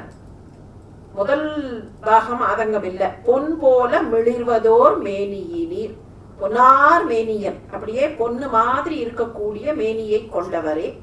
புரி புன் சடையீர், நல்ல ஜடாபாரத்தை தாங்கியவர், அப்படியே தொங்கக்கூடிய சடையை கொண்டவர். மெலியும் பிறையீர், உம்முடைய தலையில சிரசுல சந்திரன் இருக்கிறது, சந்திரசேகரராக இருக்கிறீர். துன்பே கவலை பிணி என்று இவற்றை நணுகாமல், துன்பம் கவலை நோய் இவையெல்லாம் என்னை அண்டாமல் நீங்கள் அவற்றை விரட்டி விடுங்கள், விரட்டி போக்கி விடுங்கள். என் போலிகள் உம்மை இனி தெளியார் அடியார் படுவது இதுவே ஆகில் அன்பே அமையும். என்னை போன்றவர்கள், அவரே அறியாம அதுல போலிகள்னு ஒரு வார்த்தையை போட்டார். பல நேரத்துல மனுஷ வாழ்க்கை போலித்தனமான வாழ்க்கையாக இருந்து விடுகிறது. என் போலிகள், என்னை போன்றவர்கள் இனிமேல் உம்மை முழுமையாக தெளிந்து கொள்வோம். நாங்கள் தெளிந்து கொண்டு அடியாராக உமக்கு வரும்போது நீங்கள் எங்களுக்கு துன்பங்கள் எல்லாம் இல்லாமல் வைத்தால் அதுதான் அன்பு. என்னை போன்றவர்கள் உம்மை தெளிந்து கொண்டு வருகிறோம், அடியார்களாக வருகிறோம். அப்படி அடியார்களாக வரும்போது எங்களுக்கு அன்பை காட்டுங்கள், எங்களுடைய துன்பங்களை போக்கிவிடுங்கள். அப்படி இருந்தால் அதுவே உம்முடைய அன்பாக அமையும், உம்முடைய அருளாக அமையும். He is speaking on behalf of all of us. நாங்கள் வாழ்க்கையின் உண்மையை புரிந்து கொண்டு விட்டோம். அந்த உண்மை உம்மை நோக்கி வர வேண்டும்ங்கிறத புரிந்து கொண்டு விட்டோம். அப்படி நாங்க வரும்போது எங்களுக்கு கஷ்டங்களை எல்லாம் நிவர்த்தி செய்து கொடுங்கள். அதிகைகளில விரட்டானத்துறை அம்மானே. போர்த்தாய் அங்கோர் ஆனையின் ஈருரி தோல் புறங்காடு அரங்கா நடமாட வல்லாய் ஆர்த்தான் அரக்கந்தனை மால்வரை கீழ் அடர்த்திட்டு அருள் செய்த அது கருதாய் வேர்த்தும் புரண்டும் விழுந்தும் எழுந்தால் எம் வேதனையான விலக்கிடாய் ஆர்த்தார் புனல் சூழ் அதிகைகளில வீரட்டானத்துறை அம்மானே. ஆர்த்தார் புனல் சூழ், நல்ல ஆர்ப்பரித்து கொண்டு ஓடுகிற நதி, அந்த நதிக்கு கரையிலே இருக்கிற திரு அதிகை, அந்த அதிகை கரையில் இருப்பவனே. போர்த்தாய் அங்கோர் ஆனையின் ஈர் உரி தோல், அந்த கஜமுகாசுரனை வதம் செய்தது வழுவூர்ல யானை தோலை போர்த்தவர் கஜசம்ஹார மூர்த்தின்னு பேர். ஆபிஷார ஹோமம் பண்ணினார்கள் தாருகவனத்து முனிவர்கள். 2 கதை உண்டுதுக்கு. தாருகவனத்து முனிவர்கள் ஆபிஷார ஹோமம் பண்ணி யானைய சிவன் மேல ஏவினார்கள், பிக்ஷாடனராக இருந்தவர் மேல ஏவினார்கள். அந்த யானை அப்படியே பிடிச்சு யானை தோலை உரித்து அதை அப்படி போர்த்தி கொண்டாராம். இன்னொன்று கஜமுகாசுரன் ஒரு அசுரன். அந்த அசுரன் யானை வடிவத்தில் தாக்குவதற்கு வந்தபோது அவனை பிடித்து யானை தோலை போர்த்தி கொண்டார்னு கதை. வழுவூர்ல கஜசம்ஹார மூர்த்தியாக காட்சி தருகிறார். அதுதான் போர்த்தாய், அந்த யானையின் தோலை உரித்து மேலே போர்த்தி கொண்டாய். புறங்காடு அரங்கா நடமாட வல்லாய். நாங்க யாரும் போக மாட்டோம், ராத்திரி நேரத்துல போகவே மாட்டோம். புறங்காடு, ஊருக்கு புறத்தே இருக்கக்கூடிய காடு, அந்த காட்டுல, அந்த எரிகாட்டுல போய் நீ ஆட்டமாடி கொண்டிருக்கிறாய். புறங்காடு அரங்கா, அதையே உனக்கு அரங்கமாக வைத்துக் கொண்டு, எதை நாங்கள் வேண்டாம் என்று ஒதுக்குகிறோமோ அந்த இடத்தை உனக்கு அரங்கமாக வைத்துக் கொண்டு ஆட்டமாடுகிறாய். ஆர்த்தான் அரக்கந்தனை மால்வரை கீழ் அடர்த்திட்டு அருள் செய்த அது கருதாய். ஒரு ராட்சசன் இருந்தான், அவன் உன்னோட மலையவே தூக்கிட்டான். ராவணன் ஆர்த்தான் அரக்கன், ஆர்ப்பாட்டம் பண்ணி கொண்டு மால்வரை, மால்வரைங்கிறது மலை, அந்த மலையை தூக்கினா அந்த மலைக்கு கீழே அவனை போட்டு நீ அழுத்தினாய். மால்வரை கீழ் அடர்த்திட்டு. ராவணன் கைலை மலையை தூக்கினான். அப்படி தூக்கின போது தன்னுடைய கால் பெருவிரலால் கைலை மலையை அழுத்த அவன் கீழே மாட்டினான். அவனுக்கு ராவணன்னு பேர் வந்ததே அதுக்கு தான் காரணம். 20 கண்ல இருந்தும் கண்ணீர் வந்தது, வலி தாங்காம 20 கண்ல இருந்தும் கண்ணீர். சாதாரணமா 2 கண்ணுல அழுதாலே தாங்காது, 20 கண்ணுல அழுதா அப்படியே அங்க தண்ணீர் கடல் மாதிரி இருக்க, கண்ணீர் கடல் மாதிரி இருக்க. எப்போதும் அழுது கொண்டே இருப்பவன் ராவணன்னு சொன்னா எப்போதும் அழுது கொண்டே இருப்பவன் அர்த்தம். அந்த பெயர் அவனுக்கு வருவதற்கு காரணம், அதுக்கு முன்னால் அவனுக்கு தசக்ரீவன் பேர். 10 கழுத்து கொண்டவன், அதனால தசக்ரீவன். அந்த தசக்ரீவன் ராவணனாக மாறி போனானே. ஆர்த்தான் அரக்கன் தனை மால்வரை கீழ், அப்படியே கீழே பிடிச்சு தள்ளின. அவன் என்ன பண்ணான், தன்னுடைய ஒரு தலையையே குடமாக வைத்து தன்னுடைய கையை வீணையின் நரம்பாக ஆக்கி சாமகானம் இசைத்தான். அந்த கைலை மலை உருகியது. அப்படி உருகினதுக்கு அப்புறம் அவனுக்கு வாளெல்லாம் கொடுத்து அவனை தன்னுடைய பக்தனாக ஏற்றுக்கொண்டார். அதுதான் அது கருதாய்.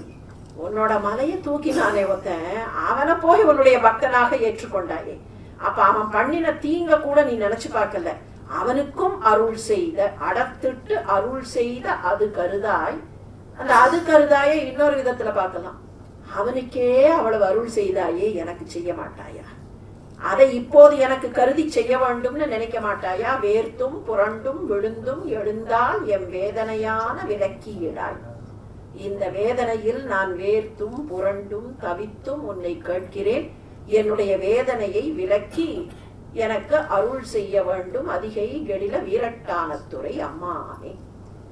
எப்படி ஞானசம்பந்தர் பாட்டுல 8வது பாட்டுல ஒருத்தன் வருவான் ராவணன், 9வது பாட்டுல பிரம்மாவும் திருமாலும் வருவார்கள், 10வது பாட்டுல புறச்சமயத்தாரை பற்றி சொல்லுவார்.